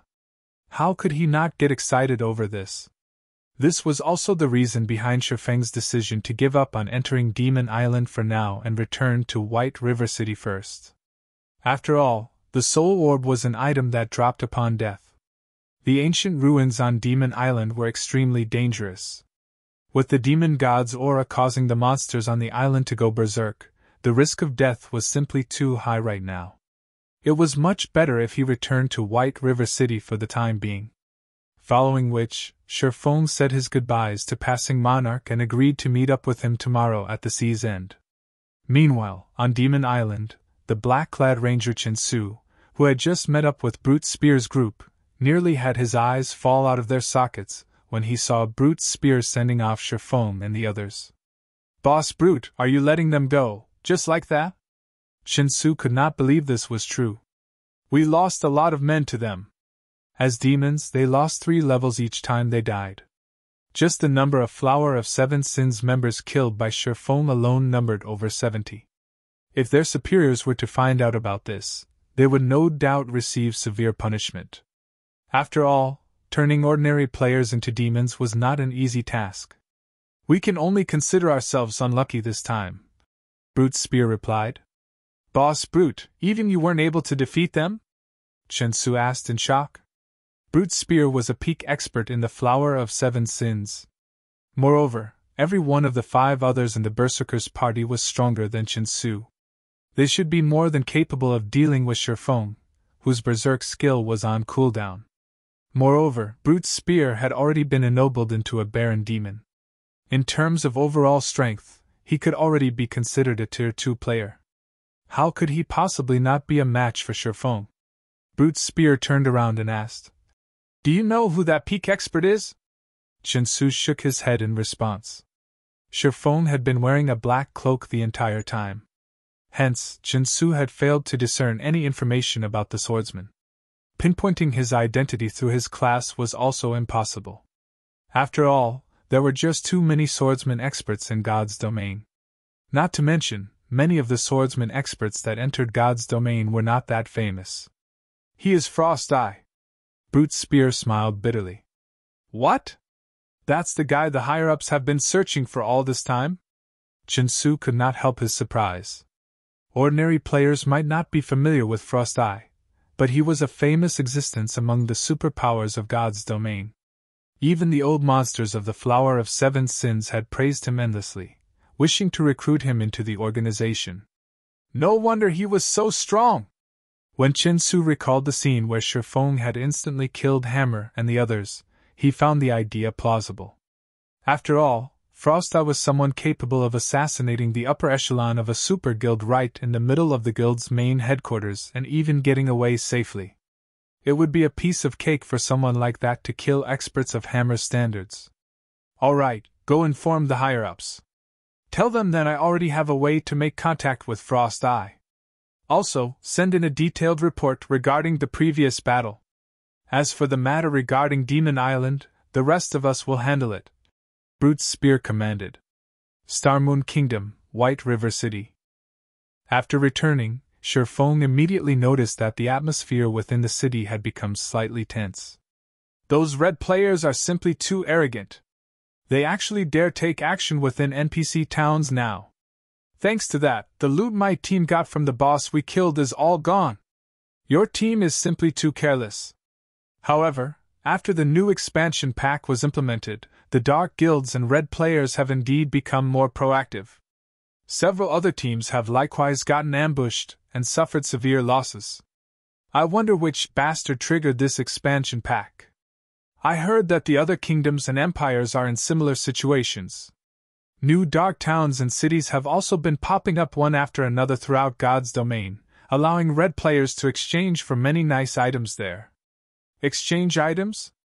That's right.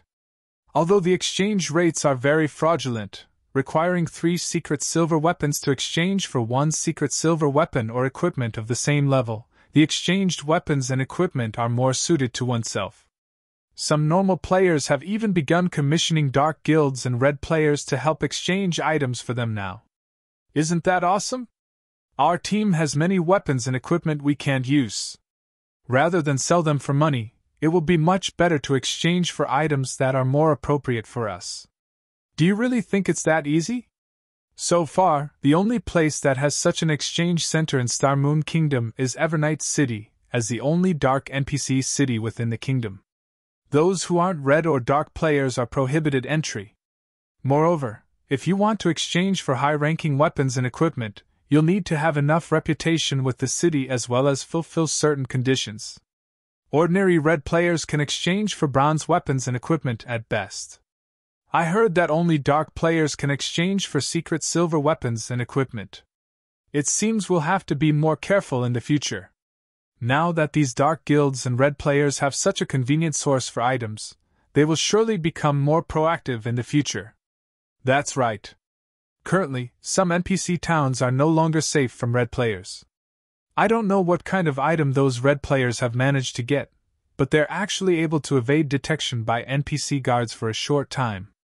Unless they're standing very near an NPC guard, the latter won't sense them at all. Many independent teams and players were discussing the recent expansion pack and its consequences in the open-air bar of White River City's teleportation hall, and they were unanimous in hating the new expansion pack. Initially, the range of activity of dark players was not particularly large.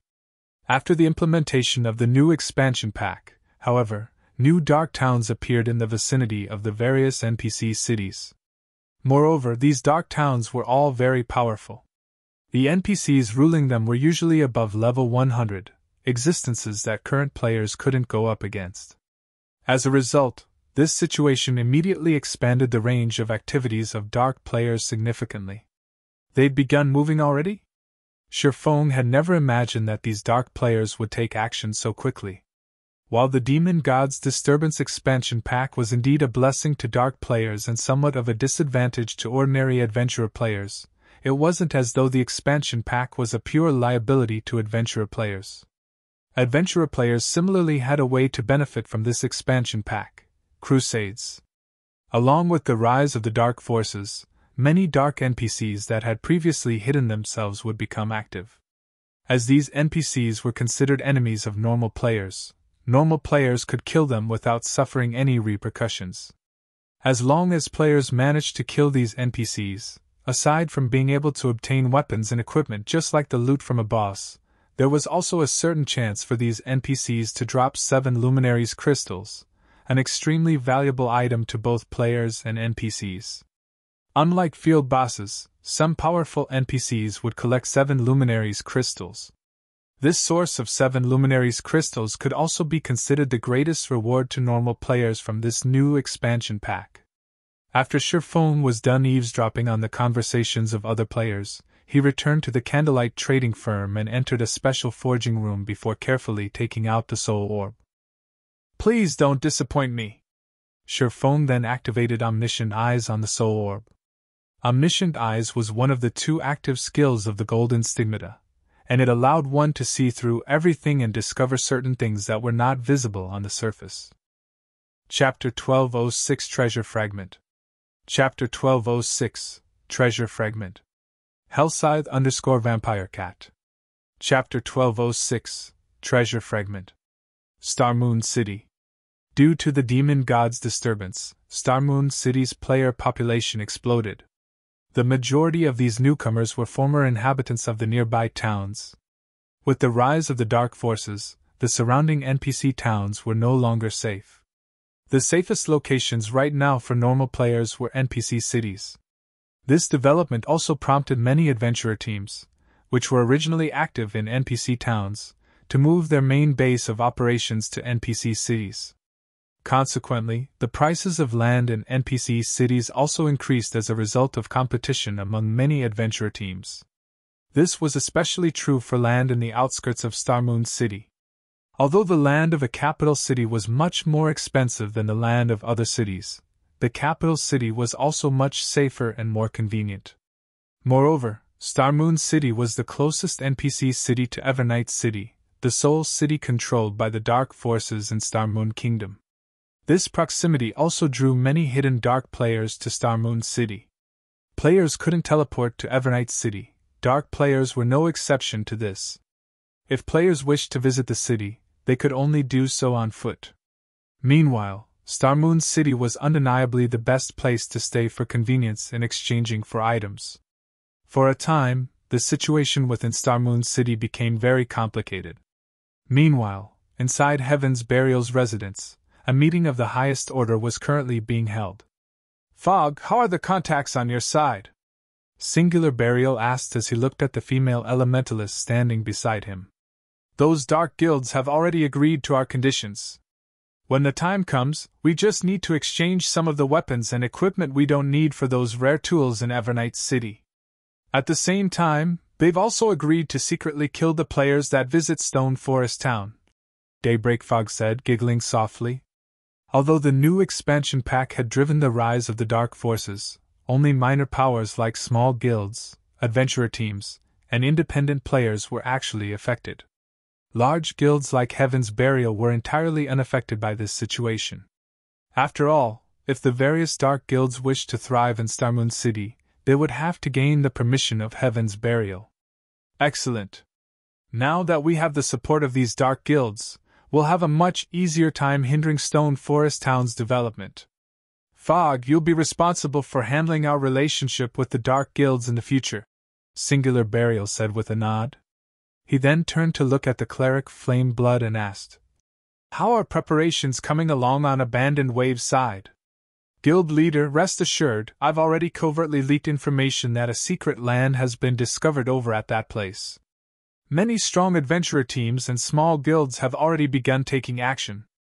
Afterwards, if we release additional fake news about finding treasure there, even more players should head over to their deaths. It won't be long before we hit the number Abandoned Wave needs. Moreover, due to this new expansion pack, the dark forces have already killed a large number of players. Thus, we won't attract any suspicions even if many players die," Flame Blood explained. "However, if we supply so many players to Abandoned Wave, what if he turns his sword against us, once he is done dealing with Zero Wing? You don't have to worry about this point. We've already signed a contract. He won't dare go back on his word. Besides, the more sacrifices we supply Abandoned Wave, the more returns we'll obtain from Evernight City. As long as we help Abandoned Wave achieve his target requirement, Heaven's Burial will become the first guild to reside in Evernight City. By then, we'll be unstoppable." Singular Burial laughed nonchalantly at Flame Blood's worries. He was helping Abandoned Wave because he stood to kill two birds with one stone. The first was weakening Zero Wing. Once Abandoned Wave was done dealing with Zero Wing, even if Heaven's Burial could not become Starmoon Kingdom's #1 guild, it could still occupy half of the entire kingdom. The second was the position in Evernight City. As the only city belonging to the dark forces in Starmoon Kingdom, Evernight City offered simply too many benefits. Heaven's Burial could already make a hefty profit just by reselling the items bought or exchanged for there. Currently, the majority of the players in God's domain were under the impression that only dark players could enter Evernight City. In reality, though, that was not true.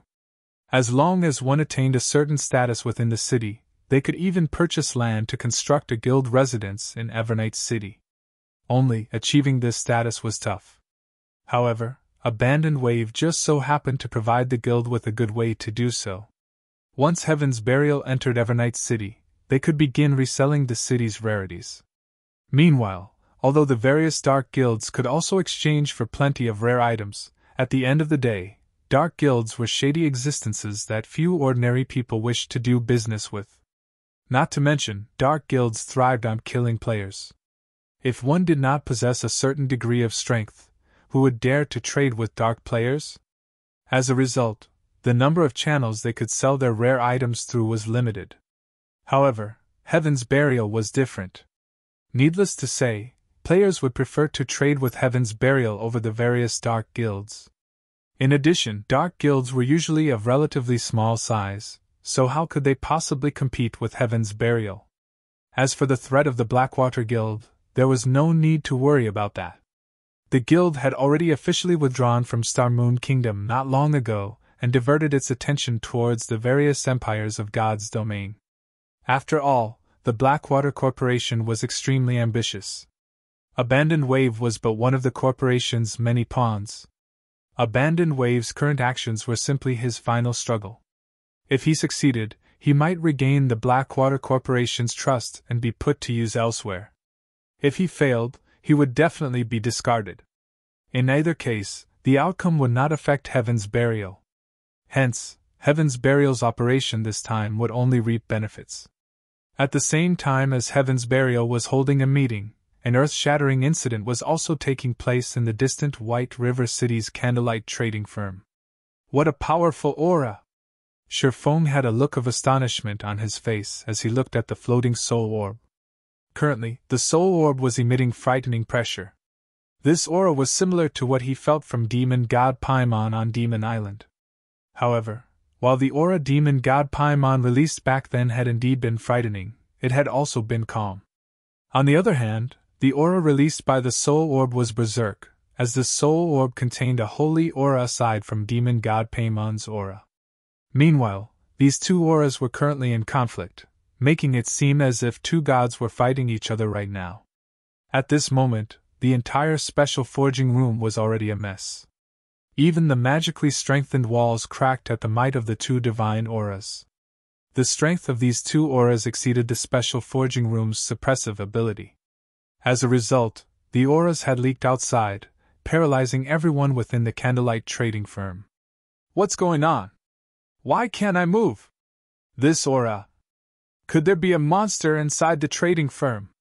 The lifestyle players that had been toiling in their respective workshops were all frightened. This was definitely their first time to encounter such a situation. Just sensing the two divine auras made their souls shudder in fear. Shifeng did not doubt that the clash between these two auras would have caused a tremendous commotion in White River City if not for Candlelight Trading Firm being a 3-star shop. This was also the reason why he had chosen to appraise the soul orb there. After a short moment, the two clashing auras finally weakened and eventually reached a balance. As a result, half of the soul orb turned black and the other half, white. Meanwhile, the divine might the orb was exuding right now gave even Shifeng, who was level 50, difficulty in moving his body. Wonderful! It really is a treasure fragment! Shifeng revealed a look of ecstasy when he took a look at the soul orb's attributes once again. Chapter 1207 Treasure of Illusion. Chapter 1207 Treasure of Illusion. Hellscythe _ Fluffy Goblin. Chapter 1207 Treasure of Illusion. An indescribable excitement filled Shifeng as he held the soul orb. The 7 treasures were bona fide godly relics. Mere legendary items could not compare to these. Not even ancient gods would necessarily possess a godly relic, much less mortal humans.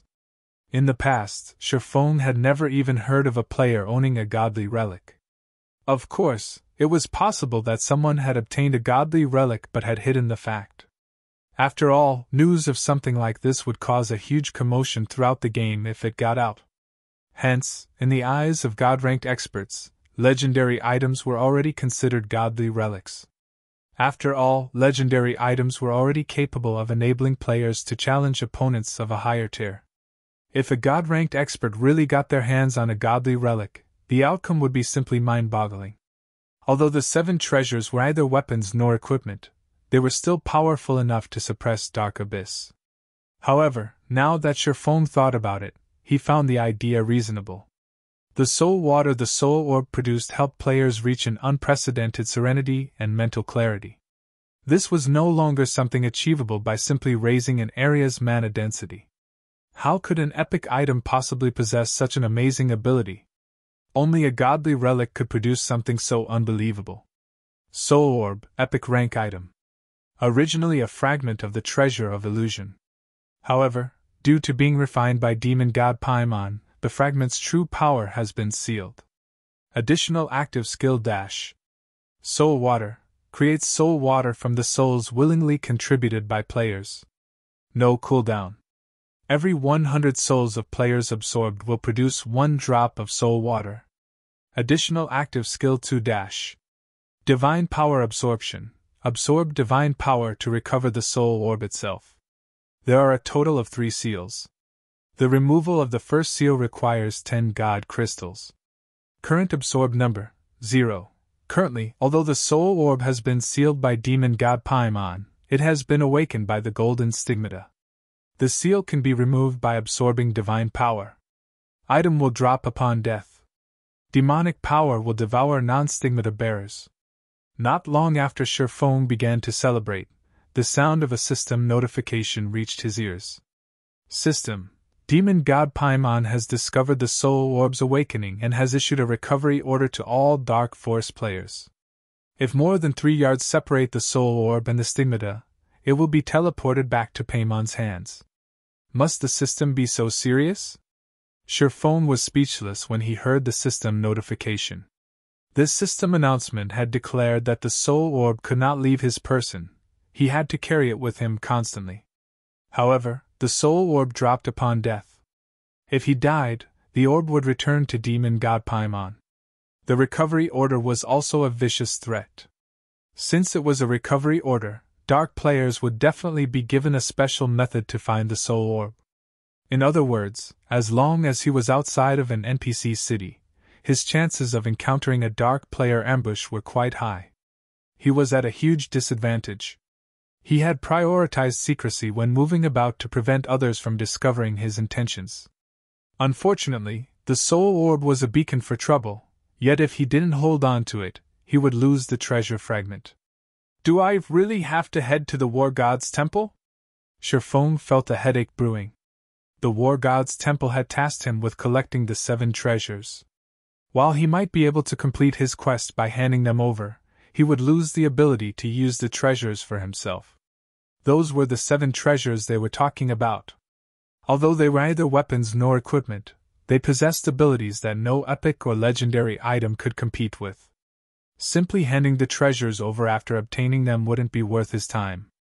As Shurfong tried to plan his next move, Aqua Rose contacted him. Guild leader, Phoenix Rain has arrived with her people. She hopes to use the secret tablet right now, Aqua Rose said anxiously. However, we haven't decided who to send yet. Should we have them wait for a little bit longer? She's here already? Shurfong could not help his surprise. The dark auction had only ended a short time ago, yet Phoenix Rain was already here. Tell her that I have some issues to deal with for now and that I'll need to have her wait 3 hours. Also, gather Summer, Violet, Rain, and Yueru. You 5 will enter the tablet first. The secret spellcasting technique was a massive boost to magical class players.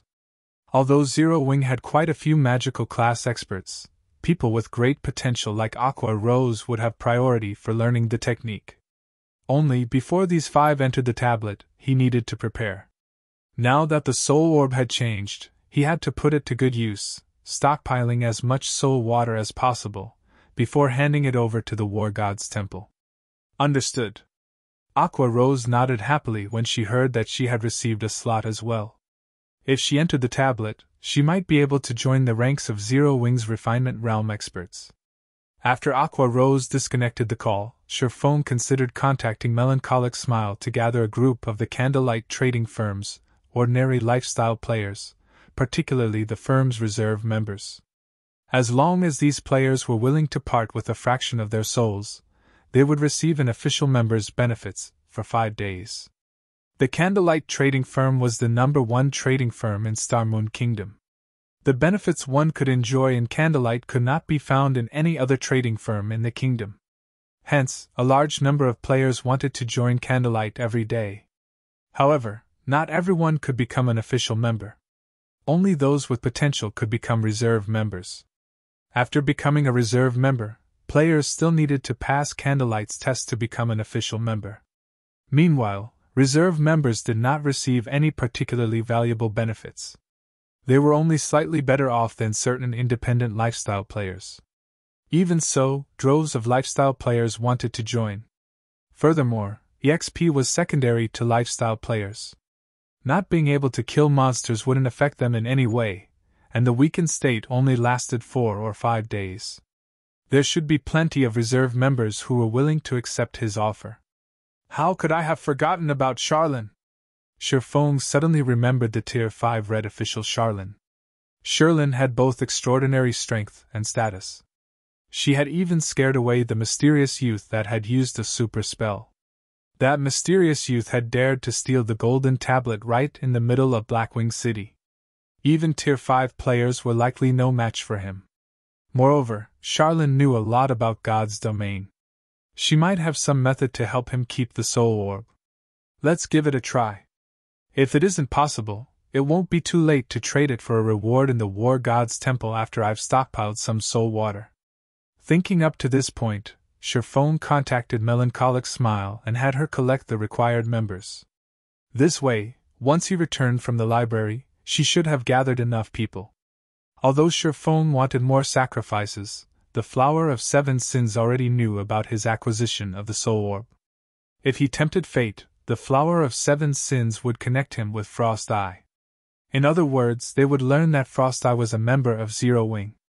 If this news reached King's Return, the consequences would be unimaginable. If that happened, King's Return would do everything in its power to annihilate Zero Wing. After all, the guild's reputation was at stake. Hence, he needed to maintain a low profile while collecting souls. Moreover, he needed to do it quickly. The longer he held the soul orb, the closer the Flower of Seven Sins would come to discovering his identity. After all, the demon god Paimon had already issued a recovery order for the orb. If it were discovered on one of Zero Wing's members, the result would still be the same. Following which, Sherphone snuck out of the Candlelight trading firm and rode an advanced carriage to the library. Chapter 1208 Dark Sanctuary. Chapter 1208 Dark Sanctuary. Hellscythe_Fluffy Goblin. Chapter 1208 Dark Sanctuary. On the foggy demon island, Brute's spear directed the Flower of Seven Sins members to carry away blood-red broken pillars secretly. These broken stone pillars radiated a faint divine might, and aside from the mana directly around the pillars, they attracted all nearby mana, increasing the density significantly. The smaller stone pillars were roughly 3 meters long. A single berserker could barely carry one. The larger pillars were 7 to 8 meters high, and transporting one required several players. These blood-red pillars littered the demon altar. Hurry up! We need to move these before the other powers discover this place, Brute's spear commanded. If Sherphone were present, he would instantly recognize these blood-red pillars. In the past, these pillars had been used to form the magic array that had protected the Flower of Seven Sins city. This magic array was known as the Dark Sanctuary. Under the cover of the Dark Sanctuary, the mana density within the enveloped area would reach heights that even the Tower of Four Elements could not compete with. However, this wasn't the Dark Sanctuary's greatest purpose. Rather, it was its ability to help players grow. Players could fight system-generated copies of themselves in the Dark Sanctuary's core as long as they spent enough magic crystals. Moreover, their copies could execute skills at 100% completion rate. Fighting such an opponent would help players realize their flaws and improve rapidly within a short period. Due to this magic array, countless experts had tried to join the Flower of Seven Sins. Only, the magic array Brute's spear and the others had just secured was damaged. It could not be used right away. Even so, just by gathering the blood-red pillars in a location, they could increase the area's mana density. As Brute's spear and the others transported the stone pillars, the Flower of Seven Sins members received a system notification. System: Demon God Paimon has issued a recovery order for the soul orb. Anyone who kills the soul orb's wielder will receive a bountiful reward from Demon God Paimon. You will need to pay 500 magic crystals to accept this quest. Do you wish to accept this quest? This quest is valid long-term. It can be accepted at any time, and does not have a time limit. The soul orb? Brute's spear was shocked when he heard this system notification. Isn't that the item Frost Eye took from me? The demon god Paimon had bestowed the soul orb to him as a treasure. Brute's spear had never thought that this treasure would be this important. Brute's spear suddenly regretted his decision to wager the orb. Boss Brute, doesn't Frost Eye have the soul orb? This is interesting. The demon god's reward will certainly be impressive. Many players will accept this quest. Frost Eye is in for a lot of trouble now. That's not possible, right? After all, that's Frost Eye we're talking about. Killing him is easier said than done. Boss Brute, should we accept this quest? We know that Frost Eye has the soul orb. We have an advantage over the other groups. That's right. Even if we can't get it, those from the Sin of Wrath and Sin of Greed will try for it. After all, there are a few among them who are close to becoming barren demons.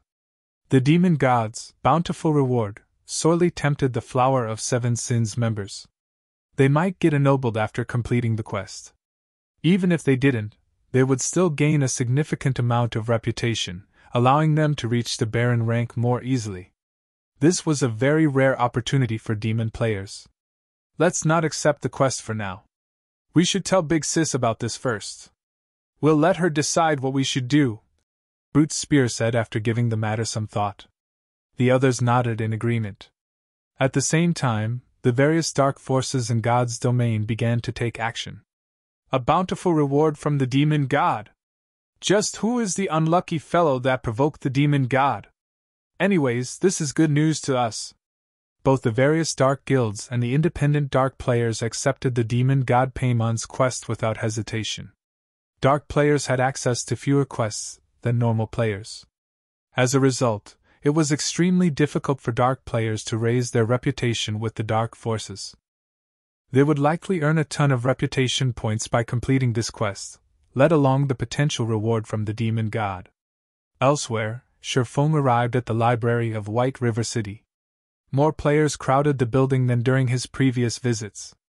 Many magical class players were practicing their spells in the main hall, and some were even learning from the NPC instructors to improve their spellcasting accuracy. Unlike physical classes, magical class players needed a considerable amount of training to hit monsters with their spells. This was especially true after so many God's Domain evolutions. Players that had recently joined God's Domain would have a very difficult time fighting even common monsters. Hence, they needed to practice a lot more to improve themselves. Although the various starting towns had their own combat instructor NPCs, the combat basics these NPCs taught were only useful to newcomers. If one wanted to grow more powerful, they had to enter a city. Physical class players could find their instructors in the War God's Temple. As for magical class players, their combat instructors were in the city's library. These locations were the easiest places for ordinary players to enter and train. After all, locations such as the Divine Colosseum cost magic crystals. This was a price that ordinary players could not afford. This was especially true for players that had just joined God's Domain. Hence, ordinary players often visited both the War God's Temple and the library. If players wished to receive guidance from a senior instructor, they had to pay 1 silver per hour, whereas a junior instructor only cost 30 copper per hour. Even ordinary players could afford this. Hence, most ordinary players came here to train at night while spending the day in the fields engaged in battle. By doing so, they could grow stronger faster than simply fighting monsters all day. Zero Wing's members were far better off. As Zero Wing now had a 3-star guild residence, it had its own training room. Not only could the training room teach players to utilize their skills and spells, but it also taught players basic combat techniques. Neither the library nor the War God's Temple offered as much. After entering the library, Sherfong headed to the top floor. The guards have grown stronger again? Sherfong was slightly surprised when he saw the 2 black armored knights guarding the Star Moon Hall's entrance.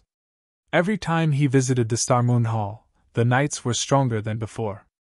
Originally, the guards had only been level 180, Tier 3 knights.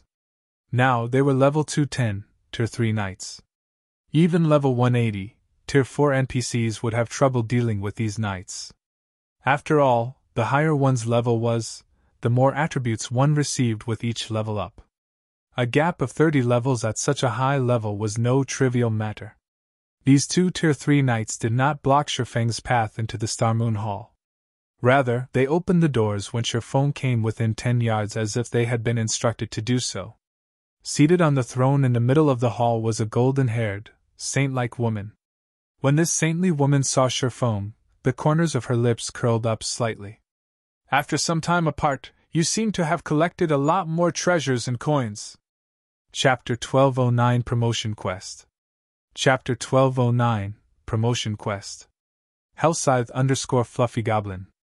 Chapter 1209, Promotion Quest. Currently, Charlene wore a set of exquisite, red-white robes. Although Sherfong did not know exactly what rank the robes were, they added a hint of divinity and charm to her appearance. They also exuded a fierce divine might. Divine might. Not just any random weapon or piece of equipment possessed this kind of power. It needed to be an item once worn by a god. Moreover, the item must have absorbed some of said god's power to radiate divine might. Legendary mage robes? Sherfone guessed.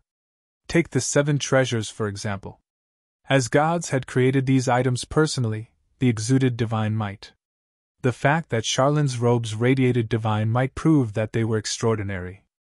Most legendary items in God's domain did not exude divine might. However, when Sherfong saw the faint smile on Charlene's face after hearing her comment, he shuddered involuntarily. Only now did he recall that Charlene possessed a very high-rank identification skill that could even observe the contents of a player's bag space. He currently had more than 10,000 gold on him. Why are you giving me that look? Do you think I covet your 15,739 gold coins? Contempt laced Charlene's words as she spoke. After so much time, you sure have a lot more secrets. You've even gotten your hands on a treasure fragment. I wonder how angry demon god Paimon is right now. After all, he spent hundreds of years to seal that orb. Sherfeng's heart began to pound. The war god's temple had been searching for the 7 treasures constantly, yet based on Charlene's tone, it seemed as if she had known the treasure of illusions whereabouts all along. Do you think I'm working for the war god's temple? Charlene said as if she had read Sherfeng's thoughts. Chuckling, she said, You've sought me out to find a way to prevent Paimon from taking the treasure fragment back, right? Unfortunately, I have no way of shielding the fragment from Paimon's detection. Is there really no way? Sherfong sighed dejectedly. If he couldn't hide the soul orb from demon god Paimon, then he would have no choice but to hand the item over to the war god's temple. Even a demon god couldn't reach the orb inside the war god's temple.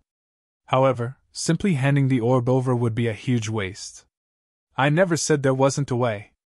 If the treasure absorbs a sufficient amount of divine power, you can remove Paimon's seal.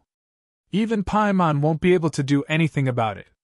If you wish to keep the treasure fragment, you should find more god crystals quickly. There is nothing else anyone can do to help you. After all, we are only mortal. We have no hope of resisting gods. Charlene explained. God crystals? Sherfong smiled bitterly. He wanted to obtain a lot of god crystals. After all, he had many items that needed divine power to evolve. However, god crystals were extremely rare, even rarer epic items. Obtaining a single god crystal was extremely difficult, yet removing the first seal on the soul orb required 10 crystals. Where was he supposed to find so many god crystals?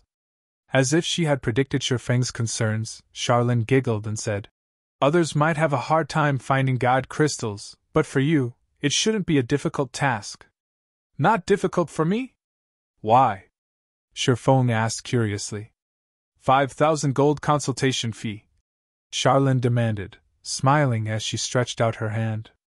Sherfong rolled his eyes at the woman, inwardly cursing her for being black-hearted. However, he still handed over the 5,000 gold consultation fee. God crystals were of utmost importance. Unfortunately, he had yet to discover any clues about their whereabouts.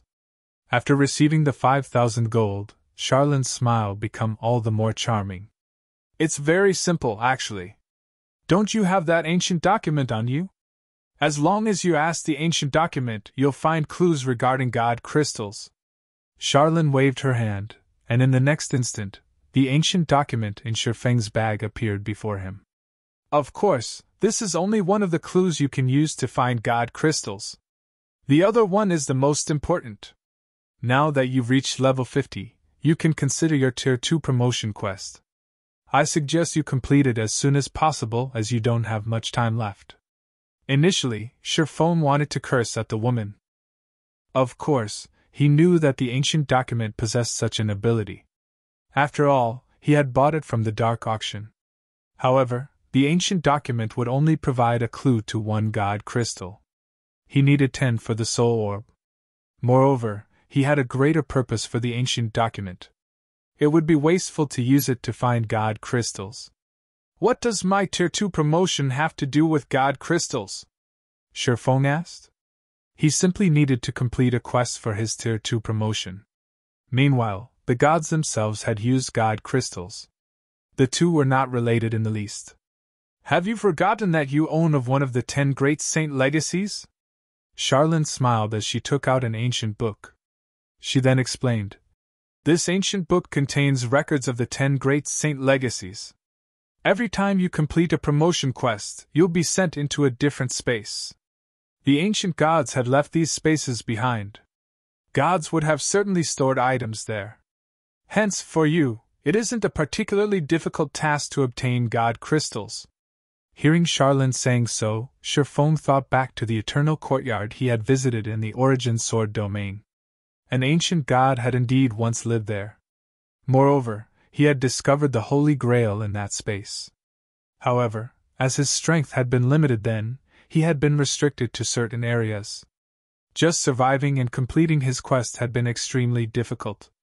He had only obtained the god crystal due to luck. As Charlene had said, the sooner he completed his Tier 2 promotion, the better. This way, he would have more time to focus on other things. Once he had his Tier 2 class, he could explore new areas and find new treasures. Lady Charlene, may I know how I should go about completing my promotion? Sherfong asked. Previously, he had completed his class change with the assistance of a legacy item. However, his legacy item had disappeared. If he had a normal class, he could simply go to the library or War God's Temple and seek out a high-tiered instructor for his Tier 2 promotion. However, hidden classes didn't have that option. They needed legacy items to show the way.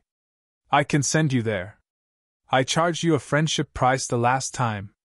This time, it will cost you 10,000 gold and an additional 188 mana stones, Charlene said, stretching out her hand as she revealed an expression that stated, You should be thankful I am offering such a low price. When Sherfong heard this, he very much wished to say, Why don't you go rob a bank or something? Others only needed to pay 50 gold for their Tier 2 promotion, yet his required 10,000 gold and 188 mana stones. Even if he had the Philosopher's Stone, he still needed 9,400 magic crystals to synthesize that many mana stones. If an independent player stood in his place, they wouldn't even be able to afford their Tier 2 promotion after reaching level 100. I am giving you a great deal here. If you want to find someone else to assist you, they'll have to be a Tier 5 magical class, and you need 3 of them. Hiring 3 such existences will cost you a fortune.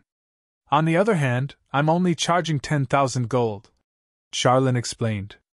All right then. However, I don't have that many mana stones on hand right now, and I need to prepare. When Sherfong heard that he needed 3 Tier 5 magical class NPCs to help him, he understood that this promotion quest of his was nothing ordinary. Most likely, only an NPC like Charlene could help him. Any other NPC with the required strength would be incredibly rare. Following which, Sherfong left the library, rushing back to the candlelight trading firm. On his way, Melancholic Smile contacted him, an excited expression on her face as she said, Guild leader, good news! Abyss has successfully constructed the first advanced transport carriage. Chapter 1210 Modified Advanced Transport Carriage. Chapter 1210 Modified Advanced Transport Carriage. Hellscythe_Fluffy Goblin. Chapter 1210 Modified Advanced Transport Carriage. He's done already? Sherfong grew ecstatic when he heard Melancholic Smile's report.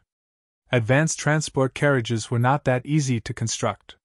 Even with all the required materials, it was possible that certain parts wouldn't meet the system's standards, which would result in failure during the final assembly.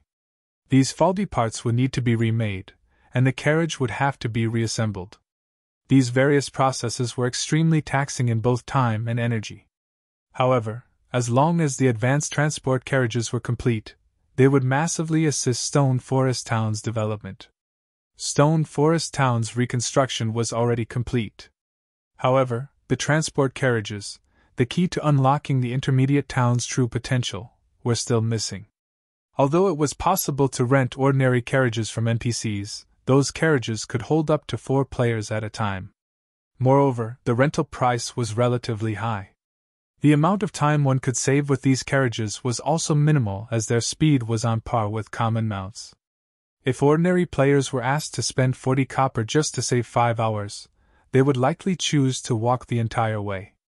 Hence, for the moment, Sherfong had set the fee for using the rented carriages at 30 copper per player. With this, he may not make a profit, but he wouldn't lose money either. If they could have a fleet of advanced transport carriages now, they could solve many problems. First, the speed of an advanced transport carriage was on par with a mysterious iron mount. Second, it was capable of carrying up to 20 players at a time. With these 2 factors, they would make quite an income by just offering players transportation. Furthermore, advanced transport carriages could carry cargo. An advanced transport carriage could carry up to 60 non-bag space items. In player towns, a wandering NPC merchant's stock depended on the town's transportation services. This was because the majority of a wandering merchant's goods were non-bag space items. The more non-bag space items a town could transport, the more rare items wandering merchants would bring to said town. Moreover, more wandering merchants would visit. This was considered a hidden benefit. This hidden benefit had only been discovered after many guilds had established their own advanced towns or basic cities in the past. When the news spread, the various guilds regretted not establishing a transportation system early on. Otherwise, they would have attracted far more players with the wandering NPC merchants. Moreover, as a town or city attracted more wandering merchants, it would unlock another hidden benefit, a mystery shop.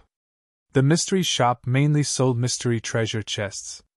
As its name suggested, one had a random chance of obtaining all sorts of items from the mystery treasure chests, such as potions, weapons, equipment, magic scrolls, food, beverages, and far more.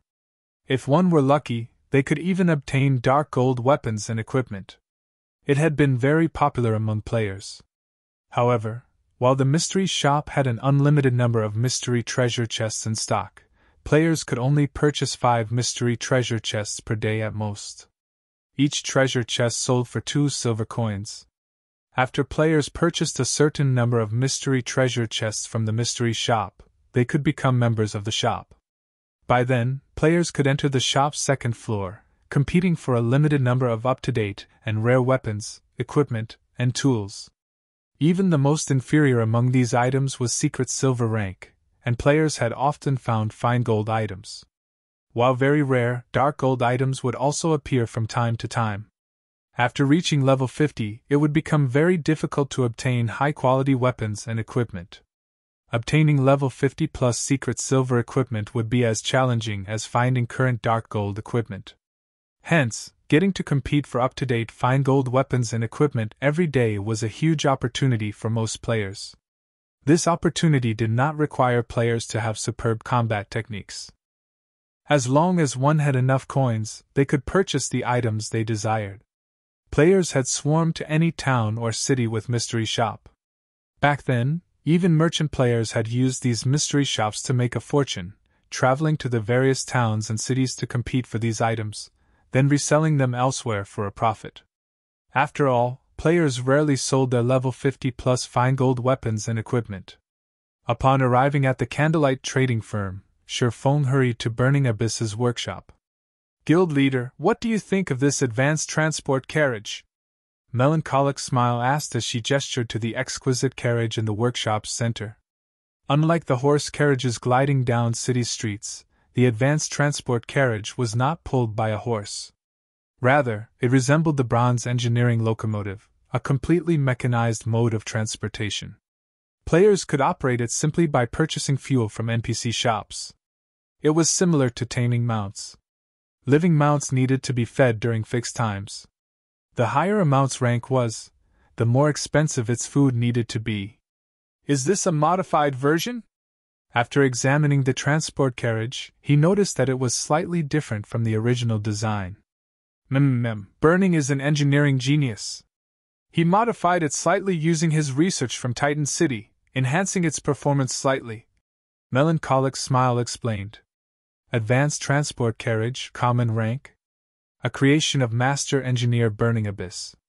Maximum capacity, 20 people. Durability 200/200. Item storage when liberated, 8,000 bag space slots and 60 non-bag space slots. Additional skill dash. Mana combustion, increase movement speed by 15% by absorbing the mana of player. Each minute consumes 1,500 mana. No cooldown. Amazing! Sherfong said, surprised. He had seen the mana combustion skill before. However, this skill generally only manifested on bronze rank or higher mechanical carriages or mounts. This was his first time seeing the skill on a common advanced horse carriage. With this 15% movement speed increase, the transport carriage would rival secret silver mounts. However, when Sherfong looked at this advanced transport carriage, he felt a little helpless. With the materials they had at hand, they could produce at most 2 advanced transport carriages. If they could mass-produce the transport carriage, the mystery shop might open in Stone Forest Town before it even became an advanced town. It would be great if we could find some replacement materials. Sherfong thought. Green ebony was even rarer than diamond wood. Moreover, it could only be found in extremely dangerous maps. Procuring a large quantity would be very difficult. Right. Green ebony only grows where normal ebony grows, and only a small minority of ebony in high mana density environments grow into the tougher, harder, and more mana-conductive green ebony. What if I use the Philosopher's Stone's elemental strengthening on normal ebony? Sherfong suddenly remembered the Philosopher's Stone. Aside from concocting potions, alchemy could convert and strengthen items. Green ebony was born from ebony. It was definitely worth giving the Philosopher's Stone a try. Ebony was not a particularly rare material in God's domain. One could even say that it was a very common type of wood. If he could transform ebony into green ebony, he could save himself plenty of trouble. Mass-producing the advanced transport carriage would no longer be a challenge. Thinking up to this point, Sherfong had melancholic smile retrieve some ebony from the candlelight trading firm's warehouse while he retrieved the Philosopher's Stone from his personal warehouse. Chapter 1211 Soul Water. Chapter 1211 Soul Water. Hellscythe _ Fluffy Goblin. Chapter 1211 Soul Water. In the first floor hall of the candlelight trading firm. Due to the exotic stamina potion's recent launch, not only had the candlelight trading firm become the most popular place in White River City, but it had also become a holy land for lifestyle players. Every day, a large number of lifestyle players visited the candlelight trading firm to take its entry test. Among the kingdom's trading firms, the candlelight trading firm employed the most lifestyle players. In addition, it was the only place that had the basic meditation room. Everyone had thought little of the basic meditation room when it had first appeared. However, shortly after, a large group of advanced lifestyle players had suddenly emerged in the candlelight trading firm. Even if they didn't acknowledge that the basic meditation room had anything to do with it, it was difficult to deny the truth. How else would they explain the sudden addition of so many advanced lifestyle players in the candlelight trading firm? Lifestyle players' status rose with each passing day. Advanced lifestyle players, in particular, enjoyed generous benefits. As long as one worked hard, their income could even rival that of expert players. They could easily live without having to worry about food and clothing. If they reached the master rank, even owning a mansion and luxury cars were within reach. To become master lifestyle players, joining the candlelight trading firm was undeniably the best option. So, this is the candlelight trading firm? Seems like a pretty nice place. As a large group of independent lifestyle players lined up by the first floor hall staircase, awaiting their turn to be tested, a female player in dark gray robes entered the trading firm and nonchalantly commented. This female player was none other than Silent Wonder, whom Sherfong had invited to work for the candlelight trading firm. Silent Wonder's comment instantly attracted many lifestyle players' attention as they all turned to look at her. Very quickly, they noticed the advanced alchemist's insignia on Silent Wonder's chest. Moreover, her level was frighteningly high, at level 42. Not even many experts had such a high level. However, despite her level and alchemist's rank, the waiting lifestyle players glared at her contemptuously. At this moment, an advanced enchanter close to Silent Wonder said, "You must have come here from another kingdom, right? If you wish to join the Candlelight trading firm, you need to queue up for the test. Even advanced classes need to take the test to join this place?" Silent Wonder asked the advanced enchanter standing in the long queue. The various guilds were all in desperate need of advanced lifestyle players. Practically every guild treated their advanced lifestyle players like their own children. If an advanced lifestyle player stated their intention to join a guild, plenty of guilds would welcome them with open arms, not force them to take a test. Of course. There are at least 5 advanced lifestyle players ahead of me right now, the advanced enchanter said as he rolled his eyes. This is the Candlelight trading firm. It isn't like your average guild. From I've heard, several advanced lifestyle players had failed Candlelight's test and had to retake it 3 times before they managed to pass. How is this possible? For a moment, Silent Wonder thought she had heard wrong. She suspected that the advanced enchanter before her was a prop the Candlelight trading firm had placed here to fool people. Those are advanced lifestyle players we're talking about. If even advanced lifestyle players needed to retake the test several times, how were basic and intermediate lifestyle players supposed to pass? It's true. This is already my 2nd time taking the test. Candlelight's testing is different from other guilds. They set different requirements depending on your rank. Only by achieving their requirement are you allowed to join. The only advantage advanced lifestyle players have is that we don't need to become reserve members. As long as we pass the test, we'll be accepted as official members instantly, the advanced enchanter explained. Silent Wonder fell silent for a moment. She could not understand what was going through these advanced lifestyle players' minds. If an advanced lifestyle player joined any other guild, becoming a core member would be trivial, yet based on the advanced enchanter's explanation, one would be lucky to become an official member of the Candlelight trading firm. Were all of these advanced lifestyle players somehow tricked to come here? Silent Wonder wondered about her agreement with Sherfong. Have you come all the way here without knowing anything? The advanced enchanter asked, surprised by Silent Wonder's behavior. In response, Silent Wonder nodded. No wonder. In Star Moon Kingdom and our several neighboring counties, the Candlelight trading firm is second to none in terms of the treatment and benefits it provides. Aside from its large number of special workshops, there are also the basic meditation rooms that can help advanced lifestyle players like us reach the master rank. I heard that Candlelight already has a master engineer. As long as we become Candlelight core members, we can seek guidance from that master engineer, the advanced enchanter explained. A master? How is this possible? Silent Wonder was stunned. She could not believe her ears. That was a master lifestyle player they were talking about. Even God's Domain's empires didn't have a master rank lifestyle player yet, much less a small kingdom like Star Moon Kingdom.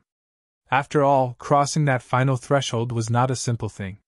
Yet, not only did the Candlelight trading firm have an excellent resource like the basic meditation room, but it also possessed a bona fide master leading it. Any advanced lifestyle player seeking to become a master would be more than eager to learn about a master's experience. So, he really wasn't lying. Silent Wonder suddenly thought back to Sherfeng's words mentioning how her stay in the Candlelight trading firm after fulfilling her contract was an unknown.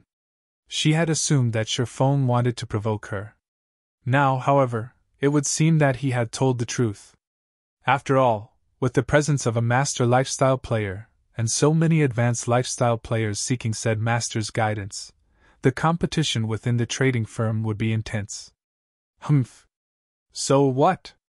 I refuse to submit. At the end of the month, you'll be begging me to stay. Silent Wonder's fighting spirit flared. She had relied on herself to grow from an apprentice into an advanced alchemist. She believed that, as long as she remained in Candlelight trading firm, it would be a trivial task to become the trading firm's chief alchemist. As Silent Wonder joined the queue to take the test, a large number of reserve members gathered in the fourth-floor hall.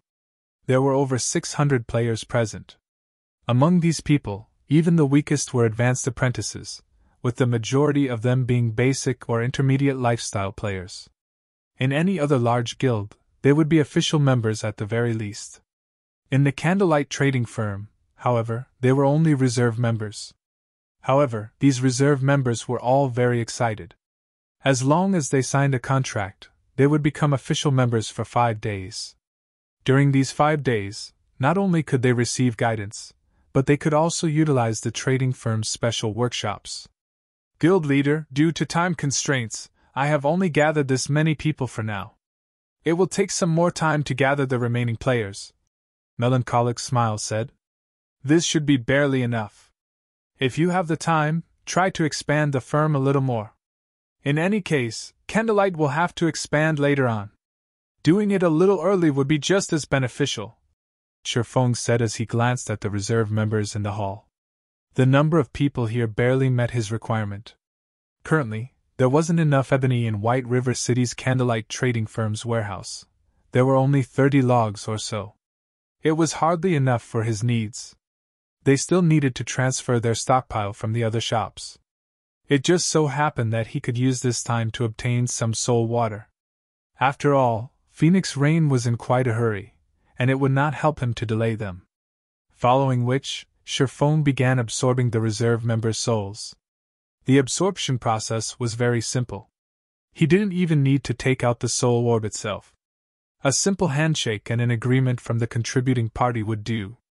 One reserve member after another clicked, agree, when a window appeared, asking them to contribute a fraction of their souls. When the soul orb eventually gathered 100 souls, a drop of dazzling, red water formed within. After a short moment, the soul orb absorbed 624 souls and formed 6 drops of soul water. All right. It's about time I meet Phoenix Rain. Shifeng smiled in satisfaction as he stored the 6 drops of soul water in 6 small bottles. Chapter 12:12 Respective Preparations. Chapter 12:12 Respective Preparations. Hellscythe_Fluffy Goblin. Chapter 12:12 Respective Preparations. In the Candlelight Trading Firm's 7th floor meeting room. As soon as Shifeng entered the meeting room, several gazes landed on him. The origin of these gazes was none other than Phoenix Rain's group, who had waited for quite some time now. This time, aside from Blue Phoenix, Phoenix Rain had brought 3 cloaked men. These men hid their levels, equipment, and in-game name. Although Shifeng could not see any information about these men, the fact that Phoenix Rain had chosen them to enter the secret technique tablet proved that their combat standards were extraordinary. Otherwise, Phoenix Rain wouldn't have wasted these precious legacy slots on them. So, these are Phoenix Rain's hidden cards. The Phoenix Pavilion sure has a powerful foundation. Shifeng was slightly surprised when he saw the 3 men. He was surprised due to the men's calm auras. They felt more like plants than humans. Moreover, under his observation and perception, he couldn't find any holes in their defenses. This was rare. After all, he could even spot 3 weak points on an expert like Blue Phoenix. There were only 2 kinds of people that could hide their weak points from him. The first was those who possessed a higher combat standard than he did, while the second was those who had experienced countless battles and had long since hammered out their weaknesses. Regardless of which type these 3 men were, they were extremely powerful experts. As Shifeng observed these 3 men, these men observed him.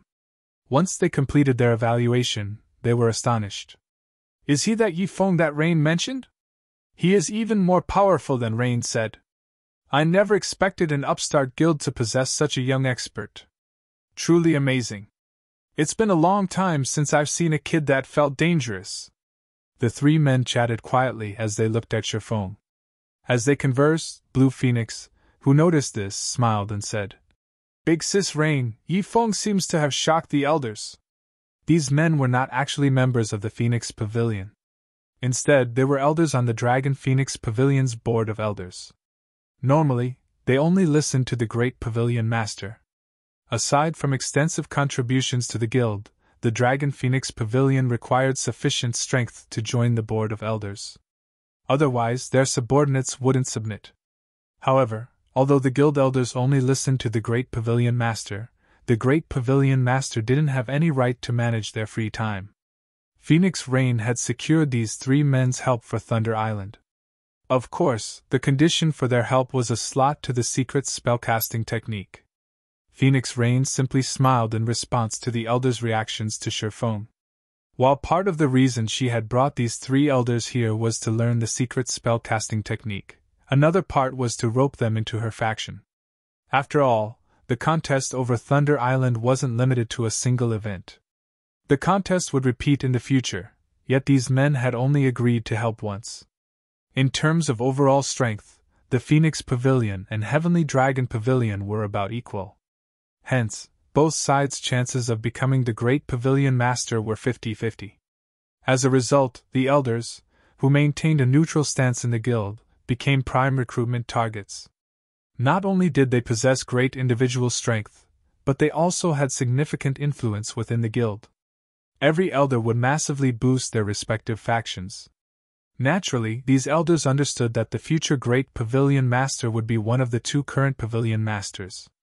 However, while it was important to pick a side as soon as possible, it was also important that they chose the strongest. Strength came in many forms. For starters, there was the strength of collaborators. The stronger collaborators a side possessed, the more help these collaborators could be. Many elders had criticized Phoenix Rain for partnering with Zero Wing. However, after Blackwater's defeat and the Evil Dragon battle team's annihilation, some of these elders had begun to see her in a new light. "Sorry for making you wait. I had some preparations to see to. Now that we're here, let's begin," Sherfone said as he approached the meeting table. He then took the bronze tablet from his bag. The instant the bronze tablet appeared, the three Dragon Phoenix Pavilion elders' eyes shone, their yearning for the bronze tablet overflowing. Although the Dragon Phoenix Pavilion had several secret technique tablets of their own, none were for magical classes. While they could not deny the usefulness of those secret techniques, in terms of benefits to magical class players such as themselves, those techniques paled in comparison to the secret spellcasting technique. Team Leader Yifeng, I believe you know about the secret technique tablets. If you want the best effect from the legacy, it is best if you prepare tools that can assist players in increasing their focus. This way, you can earn twice the reward with half the effort, Phoenix Rain suggested. If your side hasn't prepared, I have a few bottles of magic wine that I can share. When consumed, one experiences similar effects to being in the trial tower, and each bottle has a duration of 30 minutes. As Phoenix Rain said so, she removed several bottles from her bag. She had produced these bottles of magic wine with the epic tools she had won in the dark auction. I didn't expect Rain to be so generous. The materials needed to brew the magic wine are very rare, and she has only brewed a small number. If she gives away some of her own share, she'll miss plenty of opportunities later inside the secret technique space. This can't be helped. Tools capable of increasing a player's focus are simply too rare. At the end of the day, Zero Wing is still an upstart guild with weak foundations. I have heard that Zero Wing intends to participate in the contest for Thunder Island. Now that Rain is helping them, they will be more useful on Thunder Island. Previously, I heard that Pantheon's people had sought Rain out to discuss a partnership. If that child had agreed, she wouldn't have to sacrifice her own resources like this. The three elders discussed Phoenix Rain's actions.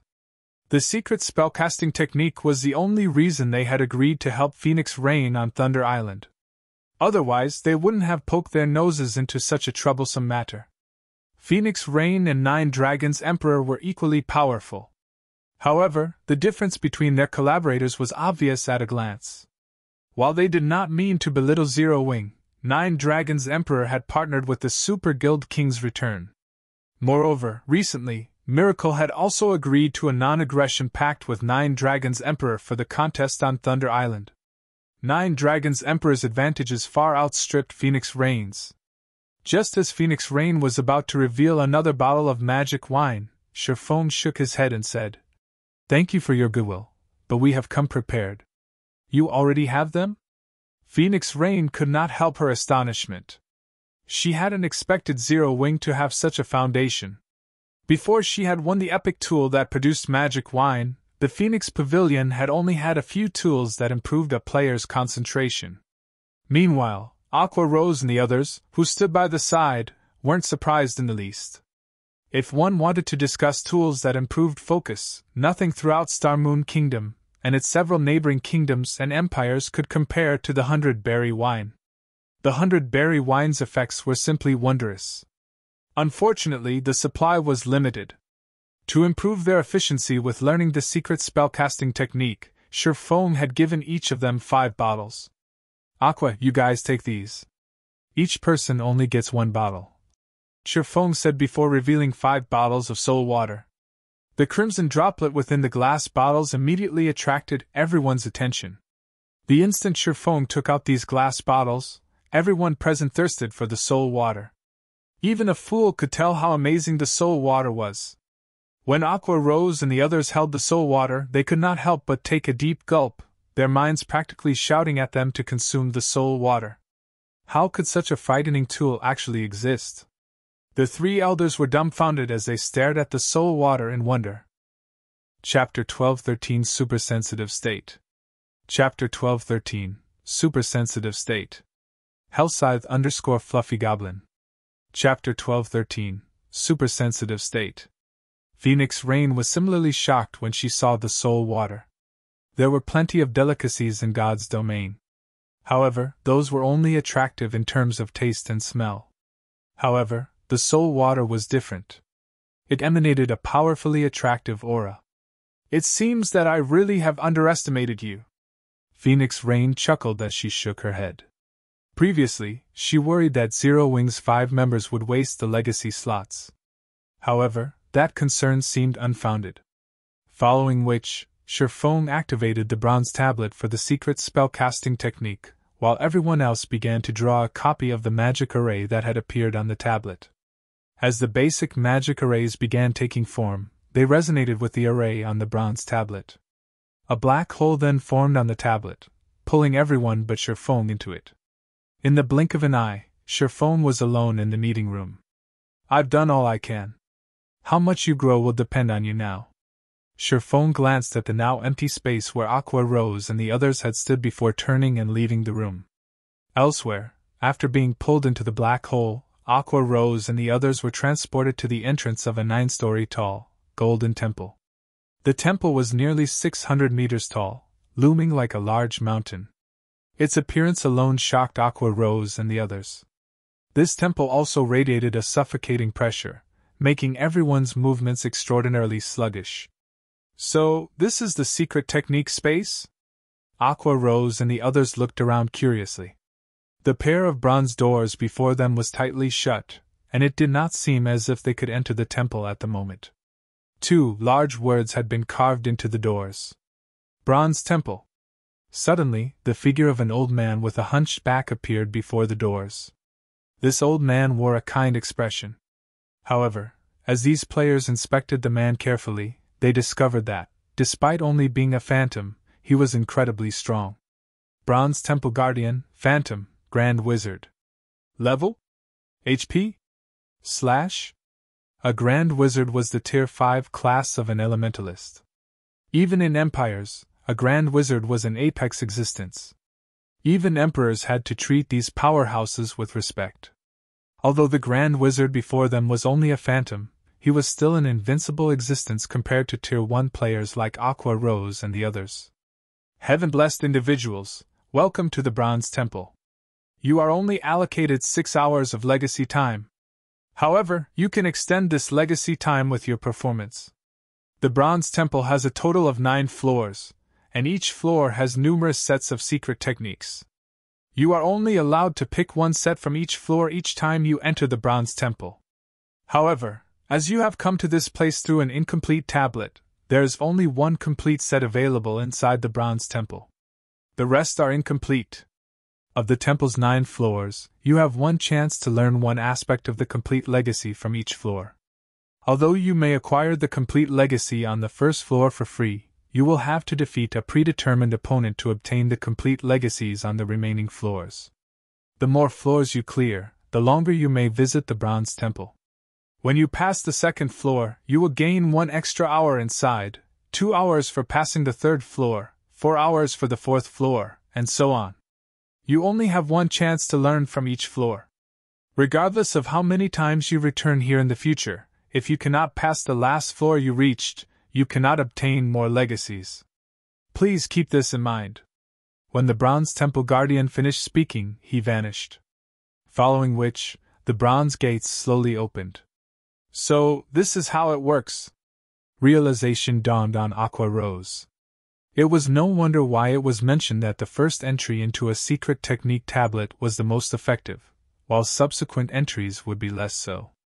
After all, the higher a player's skill level, the more difficult it would be to improve. This was similar to skill completion rates. The closer one was to reaching 100% completion rate, the more difficult it would be to raise it. If a player reached the 4th floor on their first attempt, but couldn't reach the 5th floor during their second attempt, then they wouldn't obtain any legacies. They would have wasted a trip. Aqua Rose and Phoenix Rain's group of 10 entered the Bronze Temple. The Bronze Temple's first floor had a similar setup to a football stadium. A massive, magic water ball dominated the center of this stadium. It was obvious that the players were supposed to receive their legacies from this liquid orb. As this wasn't the first time Phoenix Rain's group had entered a secret technique space, they habitually retrieved their magic wine from their bags and drank it. Without hesitation, they approached the water ball in the center. In the next moment, Phoenix Rain's group of 5 entered the water ball and disappeared as if they had been transported to a different space. "Big Sis Aqua, let's go, too!" Violet Cloud said excitedly. The secret spellcasting technique was a combat technique tailored for magical classes. If she could grasp it, she could definitely improve her techniques. Let's enter as well." Aqua Rose nodded. She then took out the soul water from her bag and drank it. Soul water, when consumed, increases players' focus for 2 hours. Cooldown, 10 hours. The instant Aqua Rose drank the soul water, she felt as if she had somehow left her body. Her mind experienced a calm like never before, and she felt physically stronger and more agile than ever. When she tried to recall the void steps she had previously learned, countless thoughts and inspiration bombarded her mind. Aqua Rose hadn't been aware that consuming the soul water placed one in a supersensitive state. This state was far beyond what players experienced even in absurdly high mana-dense environments. The guild leader really is impressive. This soul water is at least 10 times stronger than the 100-berry wine, Alluring Summer commented in astonishment. When she had first joined Zero Wing, she had been thoroughly impressed by the 100-berry wine. The beverage had helped her improve significantly within a short time, allowing her skill completion rate to rise from 80% to 82%, yet after so long in Zero Wing, she had only reached an 85% skill completion rate. Although this increase seemed minute, in reality, her spells had undergone a qualitative transformation. As for Zhao Yueru, she was at a loss for words. The more she knew about Shifeng, the more mysterious he seemed. Shifeng was a Pandora's box, hiding countless secrets. When she had discovered that Yifeng and Black Flame were actually the same person, she had been shocked. After all, she had understood what kind of background Yifeng had started with. He had nothing to lean on, yet now, he was the guild leader of Star Moon Kingdom's #1 guild. Once Aqua Rose's team had familiarized themselves with the supersensitive state, they entered the magic water ball. Inside one of the candlelight trading firm's special forging rooms, Melancholic Smile walked in with over 2,000 logs of ebony. Each ebony stack contained 20 logs. Although the special forging room was quite spacious, it was not enough room to store so many logs. Shifeng had no choice but to store them in his bag space for now, leaving 300 logs out to experiment on later. Why isn't it succeeding? Shifeng wore a confused expression as he held the Crimson Philosopher's Stone and stared at the pile of ash on the floor. Is it really impossible to transmute ebony into green ebony? So far, he had performed elemental strengthening on more than 200 logs of ebony. However, every attempt either did nothing or tuned the wood to ash. If others knew that Shifeng had wasted over 200 logs of ebony, they would have fainted from anger. Although ebony was not a rare wood, it wasn't available in large quantities. Each log could sell for 20 silver on the market, only slightly cheaper than a magic crystal. One could purchase a common mount for the price of 200 plus logs. Following which, Shifeng tried using the Philosopher's Stone's 3 other skills: alchemical conversion, elemental refinement, and alchemical synthesis. However, the results were the same. Though, surprisingly, when Shifeng used alchemical synthesis on 50 logs, he obtained purple origin wood rather than green ebony. Purple origin wood was a rare wood. Similar to diamond wood, it was an excellent component for crafting ships. However, using 50 logs of ebony to obtain 1 log of purple origin wood was obviously not worthwhile. Each log was only worth 6 to 7 gold, yet synthesizing it from ebony would cost 10 gold per log. No, it must be that my approach is wrong. Shifeng suddenly thought of something after seeing his repeated failures. The reason ebony could become green ebony was its mana density. Green ebony only manifested where the mana density was quite high. This was also why green ebony was so rare. If there isn't enough mana, I'll have to supply it. Shifeng smiled. He then took a large pile of magic crystals from his bag and used them to fuel elemental strengthening. On his first try, he used 1 magic crystal. Although the strengthening failed, the ebony remained intact. On his second try, he used 2 crystals. The results were the same. It's no good even with 29 magic crystals? Shifeng was speechless. However, he had no choice but to grit his teeth and continue trying. He then used 30 magic crystals to strengthen the log of ebony before him. As the magic crystals began to disintegrate, the mana within them surged into the log of ebony. Immediately, the sound of a system notification reached Shifeng's ears. System, congratulations. Strengthening successful. You have obtained green ebony. Chapter 12:14 Raising Fame. Chapter 12:14 Raising Fame. Hellscythe _Fluffy Goblin. Chapter 12:14 Raising Fame. Finally!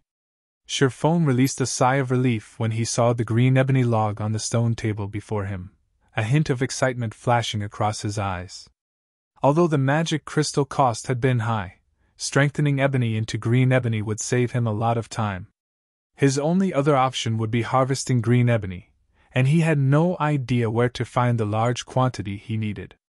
A single advanced transport carriage required 15 logs of green ebony.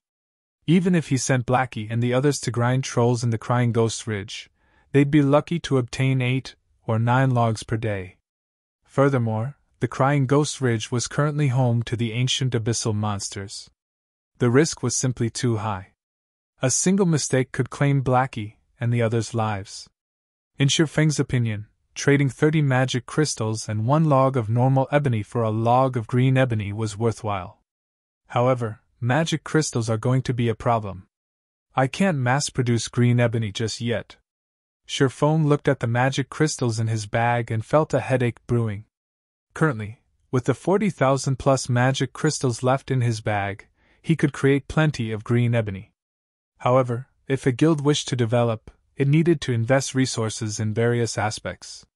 If he wanted Zero Wing to advance by leaps and bounds within a short time, he needed to invest even more. This was especially true for the guild's elite members. Their training in the Divine Colosseum could not be forsaken. Considering this, Shifeng somewhat lacked magic crystals. Although he had made a fortune in the Dark Arena, he had already spent his earnings. Moreover, he owed Phoenix Rain a monstrous debt of 250,000 magic crystals, which he needed to pay off within the next 5 days. The majority of his earnings from the Dark Arena consisted of weapons and equipment.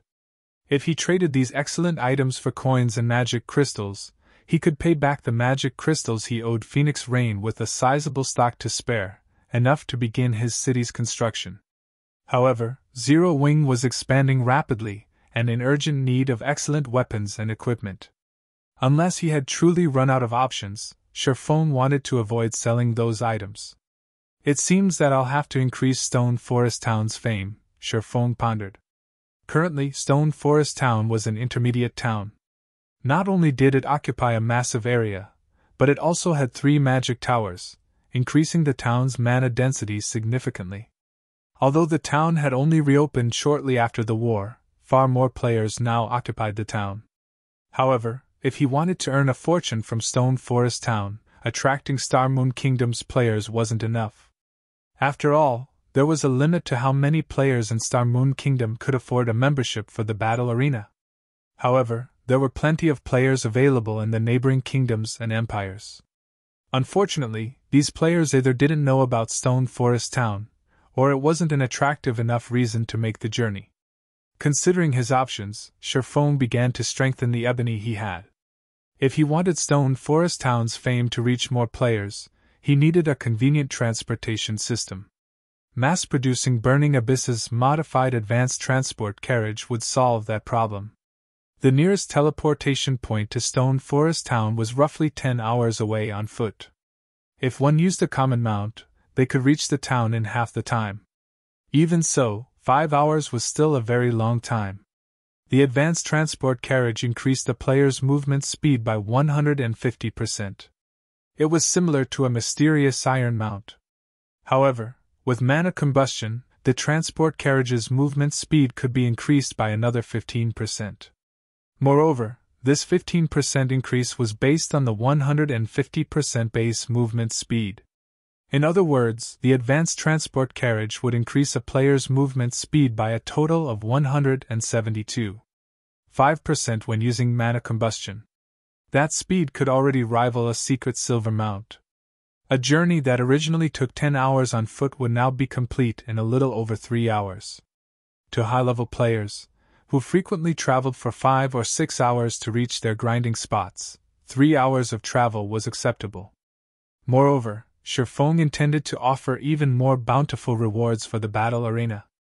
Top-tier weapons and equipment were not particularly attractive to powerful independent experts. Hence, if he wished to attract more people, he needed to offer items that those independent experts wanted. He might not have previously had such items, but now he did. As long as independent experts wanted them, they were fully capable of obtaining top-tier weapons and equipment. However, combat techniques were a different story. Originally, Sherfong had thought of offering the secret sword technique slots as a reward. However, now that he had the secret spellcasting technique, he could offer those. Although he would lose 2 slots as a result, this reward would definitely drive God's Domain's independent experts crazy. Time passed quickly. Before Sherfong had realized it, he had spent the entire night creating green ebony. After the long night of work, he had produced 600 logs of green ebony. Unfortunately, elemental strengthening's success rate wasn't 100%. He had spent over 20,000 magic crystals to obtain these 600 logs. Fortunately, with 600 logs of green ebony, they could manufacture 40 advanced transport carriages for transporting goods and players to and from Stone Forest Town. With a large number of rental carriages as well, they would have more than enough carriages to meet the town's needs. Now, he just needed to manufacture the advanced transport carriages. Manufacturing the advanced transport carriage was incredibly tedious. Fortunately, he had employed the help of the NPC master engineer Rodney. With Burning Abyss and Rodney working together, they could craft the advanced transport carriage relatively quickly. As for the advanced speedboats, he would have to set that aside for now. After all, they hadn't even dealt with the Diamondwood issue yet. How could they possibly begin building ships? Sherfong had also produced plenty of magic array scrolls and advanced mana armor kits. Sherfong now had 2 more sets of double protection barrier magic array scrolls and 2 sets of divine beasts descent magic array scrolls. If not for his limited materials, he could have produced even more. As for the advanced mana armor kit, Sherfong had forged over 600. Aside from a fraction reserved for guild members, he intended to use the remainder to lure customers to the Candlelight Trading Firm and as daily rewards for the Battle Arenas tournament. Time sure flies by. However, these advanced mana armor kits should last us for quite some time. Now I just need to inform players in other countries, Sherfong said as he smiled in satisfaction. The advanced mana armor kit was exclusive to Zero Wing and the Candlelight trading firm.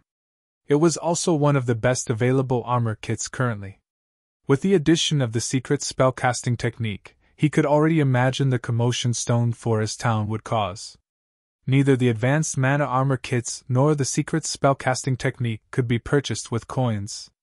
Most likely, even independent experts would not be able to hold themselves back from joining the Battle Arenas tournament.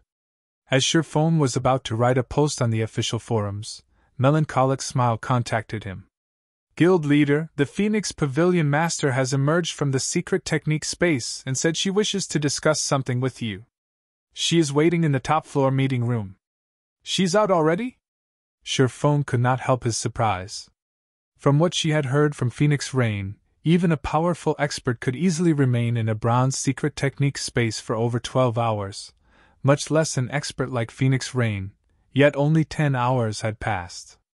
Logically, she should not be out so soon. Chapter 12:15 Super Large Scale Team Dungeon. Chapter 12:15 Super Large Scale Team Dungeon. Hellscythe_Fluffy Goblin. Chapter 12:15 Super Large Scale Team Dungeon. The Candlelight Trading Firm's top floor meeting room. As soon as Sherfone entered the room, he noticed the change in Phoenix Rain, who was currently sat beside a French window. If Phoenix Rain had radiated a calm, collected feeling with the aura of a superior, she now felt free and natural. Although there was only a slight change to her temperament, Sherfone could tell that Phoenix Rain's harvest from the secret technique space had been significant. No wonder why the various superpowers are desperate for secret technique tablets. Their effects are truly extraordinary. Sherfone was inwardly surprised. If a bronze tablet was already so effective, Sherfone found it hard to imagine what kind of effects the golden tablet, which the mysterious NPC youth had stolen, would have. Phoenix Pavilion Master, you sure are early. I had assumed you would be in there for at least 30 hours, Sherfone said as he sat down. May I know what urgent matter you wish to discuss? Although this might sound a little blunt, I need to know. Do you have any of that soul water left? Phoenix Rain asked, her expression stern as she looked at Sherfone. A faint hint of anticipation glittered in her eyes. If you still have some, I am willing to purchase it for 50 gold per bottle or magic crystals of equivalent value. Sherfone was, more or less, surprised to hear Phoenix Rain's question. Even the most expensive consumable item that could improve a player's focus did not exceed 20 gold. In Zero Wing, guild members could purchase the 100-berry wine from the Dark Den for around 8 or 9 gold. Yet, Phoenix Rain had offered to buy soul water for 50 gold per bottle without hesitation. Phoenix Pavilion Master, why are you suddenly so interested in the soul water? Sherfone asked curiously. It was impossible to determine the soul water's effects based on its description. Only by testing it personally would one understand its benefits. He had obtained a total of 6 drops of soul water, and had stored them in 6 separate glass bottles, 5 of which he had already given to Aqua Rose and the others. He had saved the last bottle for himself in case he needed its effects. Logically, Phoenix Rain shouldn't have any way of knowing the soul water's true value. It's difficult not to notice the soul water's effects even if I don't want to. Team Leader Yifone, you've never entered a secret technique space, so you might not fully understand the situation. Inside a bronze rank secret technique space, anybody capable of reaching the 4th floor in 6 hours on their first attempt should be able to comprehend the legacy they chose easily. Those with talent might even be able to reach the 4th floor in less than 6 hours. As for reaching the 6th floor in 6 hours, extremely few geniuses have ever managed the feat. Revealing a bitter smile, Phoenix Rain continued. However, among Aqua Rose's group, even the weakest one among them reached the 6th floor within 6 hours, while the other 4 reached the 7th floor. Although she acknowledged that Aqua Rose and the others were quite talented, the fact that the weakest among them had reached the 6th floor within 6 hours was something she could not accept. Throughout the Dragon Phoenix Pavilion, the number of people that had managed to reach the 6th floor in a bronze secret technique space in 6 hours could be counted on one hand. Every one of these people was a monster that had already reached the domain realm. But what of Aqua Rose and the others? Even the strongest among them had only reached the refinement realm, and wasn't even close to the flowing water realm, much less grasping a domain. Yet, Aqua Rose and the others' performance was astonishing. She would never believe that someone could rely on their own abilities to achieve such a result. The only possibility Phoenix Rain could think of was the soul water Sherfong had given the girls before they entered. So, that's the issue. Realization dawned on Sherfong. I do still have some soul water. However, it's far too valuable. I don't have a lot on hand right now. If you would like some, I can trade them to you, but I want neither coins nor magic crystals. Rather, I would like to borrow the Dragon Phoenix Pavilion's strength to help me with something. Once the task had been completed, I'll give you 10 bottles of soul water. Selling the soul water was the most foolish thing he could do. He wouldn't even sell the liquid if someone offered him 300 gold per bottle, not to mention 50 gold. 100 souls were required to make a single drop of soul water. This limited the soul water's production. He didn't even have enough for his own guild members, not to mention selling it to others. Moreover, if he mass-produced the soul water, the soul orb would be exposed. 10 bottles? Phoenix Rain pondered. 10 bottles of soul water wasn't nearly enough. She wouldn't even be able to supply her direct subordinates. However, after giving the matter some thought, she found it reasonable. The soul water could enhance a player's comprehension and allow them to reach the 7th floor of a bronze temple within 6 hours. How could such a treasure be available in large quantities? Although a bronze secret technique was the easiest secret technique to learn, it was still extremely difficult to complete all 9 floors. Not one player throughout the Dragon Phoenix Pavilion had comprehended an entire set of bronze-rank combat techniques. If she could get her hands on the soul water, however, someone in the guild might. Comprehending a combat technique to the 7th floor would already massive boost one's combat power. If one fully comprehended a complete bronze combat technique, their combat power would soar.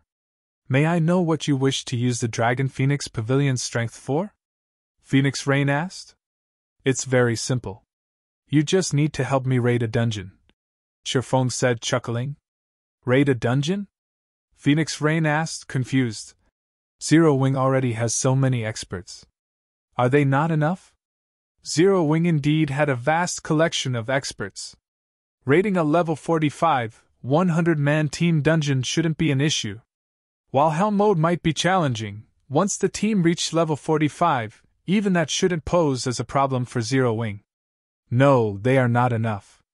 I want to borrow at least 100 people. Sherfong said after considering the matter. 100. Are you trying to raid? Phoenix Rain suddenly recalled a specific dungeon. That's right. The level 50, super large-scale team dungeon, Flaming Ruins. Sherfong nodded. In God's domain, the largest team dungeons before level 50 were 100-man team dungeons. However, after level 50, super large-scale team dungeons would unlock. The minimum number of players required to enter these super large-scale dungeons was 200, while the maximum was 500. There was only one level 50, super large-scale team dungeon throughout Star Moon Kingdom, the Flaming Ruins. If he wanted to turn Stone Forest Town into a holy land for players, obtaining the first clear of the Flaming Ruins was of the utmost importance. The various large guilds in God's domain were also preparing for such dungeons. If one could obtain the first clear of a level 50, 100-man Hell mode team dungeon, they would obtain a 3-star guild residence promotion order. If one managed to obtain the first clear of a level 50, super large-scale Hell mode team dungeon, they could obtain a town relocation order. The town relocation order was even more valuable than a town building order. It allowed players to move a town they owned to any location they desired. Chapter 12:16 Stone Forest Town's Shocking Transformation. Chapter 12:16 Stone Forest Town's Shocking Transformation. Hellscythe_Vampire Cat. Chapter 12:16 Stone Forest Town's Shocking Transformation. The Flaming Ruins? Phoenix Rain fell into deep thought as she looked at Sherfong. A short moment later she said, All right, I promise you. Notify me in advance when you're going to raid the Flaming Ruins. When the time comes, already the necessary manpower. However, I'll say this first. You should know that the death penalty of a super large-scale team dungeon is greater than that of a large-scale team dungeon. If we suffer 3 team wipes, I'll withdraw my men. I also won't return the 10 bottles of soul water. The difficulty of a super large-scale normal mode team dungeon could rival that of a 100-man helm mode team dungeon. While she wasn't trying to belittle Zero Wing, she believed that even if Zero Wing sent a 100-man team consisting entirely of level 50, Tier 2 players, it would be impossible for them to obtain the first clear of a level 50, 100-man helm mode team dungeon. She also had no intention of sending her own experts to their deaths. That won't be a problem, Cherphone replied without hesitation. In the past, the various large guilds had not placed much importance on super large-scale team dungeons, because the items dropped in these dungeons were basically the same as the ones obtained in 100-man large-scale team dungeons. Rather than waste time raiding the more difficult super large-scale team dungeons, raiding several large-scale team dungeons was much more efficient. However, there were bound to be some players and teams that loved to challenge their limits. Eventually, after continuous efforts, a team had managed to obtain the first clear of a super large-scale team dungeon.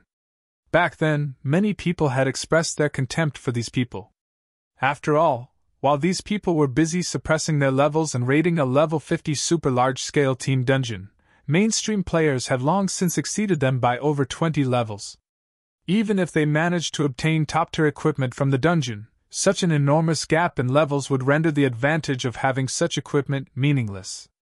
Only epic items would be of any value, yet epic items rarely dropped even in super large-scale team dungeons. Hence, raiding such a dungeon was simply not worth the effort. However, nobody could have ever imagined that one could actually obtain a town relocation order from these seemingly worthless super large-scale team dungeons. It was common knowledge that the NPC towns players captured had their locations fixed. Meanwhile, if one wished to upgrade a basic town into an actual city, they would have to invest an astronomical amount of resources as well as plenty of time and effort. If developing even one town was already so tedious, one could just imagine how troublesome it would be to develop multiple towns. Not to mention, the NPC towns captured would eventually become outdated.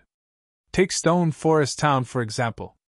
Due to the town's location next to a regional dungeon like the Stoneclaw Mountains, it became a travel destination for both players and guilds.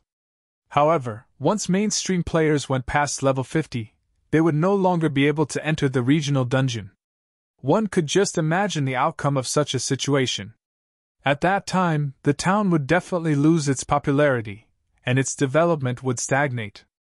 Even with the support of the battle arena, it would be very difficult to keep the town alive. After all, the magic tower wasn't something unique. As players reached higher levels, the various large guilds would also be able to obtain its design.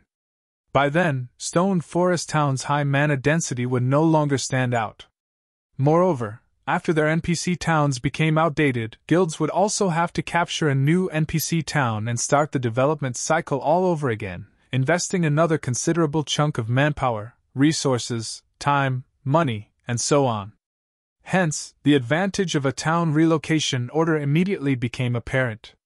With a town relocation order, players could transfer a town to anywhere within the same country, allowing guilds to retain their hard work and pool all their resources into developing a few select towns. However, the town relocation order was a unique reward for obtaining the first clear of a super large-scale team dungeon. Once a super large-scale team dungeon was cleared, no matter how many times it got raided later on, it would no longer drop a town relocation order. Currently, mainstream players were approaching level 50. Even if independent players of other kingdoms and empires found out about Stone Forest Town's existence, they would take this aspect into account when considering whether they should migrate over or not. This was also the reason why, despite the various superpowers being greatly envious of the profits Stone Forest Town was raking in, they did not make any actual moves to take it. However, if Stone Forest Town could relocate to a map that was even more suitable for current independent players, its attraction would definitely increase exponentially. Moreover, once players found out that Stone Forest Town was capable of continuously relocating according to players' level, this aspect would become a fatal attraction for many independent experts. At that time, just the amount of magic crystal Stone Forest Town could rake in through the battle arena would be astronomical. Hence, Shifeng had to obtain the town relocation order no matter the cost. Following which, Shifeng and Phoenix Rain signed a contract. He used a bottle of soul water as the deposit with the delivery of the remaining 9 bottles pending the contract's completion. Phoenix Rain did not particularly mind this condition. After all, the soul water did not have a particular effectivity period. It could be used at any time. Moreover, the spellcasting secret technique tablet had been used once already, so she would have to wait for a month before she could send anyone else in. By then, the 10 bottles of soul water would have long since entered her hands. Inside the dense forest a short distance away from Stone Forest Town. Due to the opening of the traffic route to Stone Forest Town, as well as the hiring of the temporary carriages, the number of players and NPC merchants going to Stone Forest Town had increased significantly. Right now, the traffic route itself was already a part of the Stoneclaw Mountain scenery. At this moment, over 100 carriages were traveling through the dense forest. There were even advanced carriages among them, which were completely different from the temporary ones hired by Zero Wing. Meanwhile, their passengers were all very high-leveled, with even the lowest among them at level 40. If placed in a large guild, they all would be elites at the very least. Vice Commander, these people are too strong. We should wait for the next batch. A level 41 gray-clad assassin hidden in the dense forest quietly suggested to the level 42 ranger carrying a dark gold longbow, standing before him. Damn it! How many groups has it been already? The resolute man carrying the longbow exclaimed in frustration. If I had known something like this would happen, I would have swapped hunting areas with the Demon Soul Guild. We'll lose out on making a fortune at this rate. The various dark guilds mingling in Starmoon City had already signed a contract with Heaven's Burial, stating that they would dispatch their members to kill the players operating around Stone Forest Town, using this as an opportunity to strike down Stone Forest Town's development. Originally, this should have been a good deal for them. After all, plenty of independent players and teams were traveling to and from Stone Forest Town. They did not lack prey at all. However, just an hour ago, Stone Forest Town had suddenly made an announcement that directly disrupted their guild's business. Stone Forest Town had revealed that it was going to replace its carriages with better ones as well as increase the rewards for the tournament held at the battle arena. For the mini-tournaments held every day, anyone that managed to become the champion of the said tournament would obtain not only top-tier weapons and equipment as a reward but also magic crystals and advanced mana armor kits. The top 3 players would receive similar rewards except for the advanced mana armor kit. Most importantly, however, players that became champions of the mini-tournament would get to live in a private suite on the battle arena's 7th floor for 10 days. The battle arena would also hold a large tournament once every 15 days, and the rewards for the champion were even more terrific. Aside from being able to obtain weapons, equipment, and advanced mana armor kits, the champion would have the opportunity to inherit a combat technique as well as live in a private suite on the 8th floor, which was also the top floor of the battle arena, for a month. Meanwhile, the top 5 players would also get to live on the 8th floor for a month. The quality of weapons and equipment awarded, as well as the quantity of advanced mana armor kits, would vary depending on their rank. In addition, those that received a private suite would have complete management over their own suites. As long as they had the money, they could spend some coins at the Adventurers Association and have the association construct a magic array in their suite to allow them to use return scrolls to teleport back to their room. This was an entirely new benefit. In the past, the rooms were only loaned to players temporarily. Now, however, players would become the contracted owners of the private suites for the entire duration of their stay.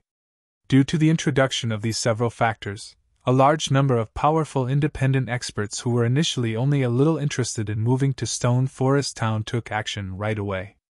This development became the misfortune of dark players.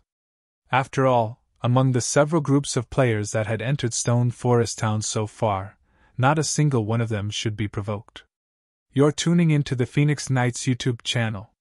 Don't forget to subscribe and join us on this journey to catch the most captivating stories.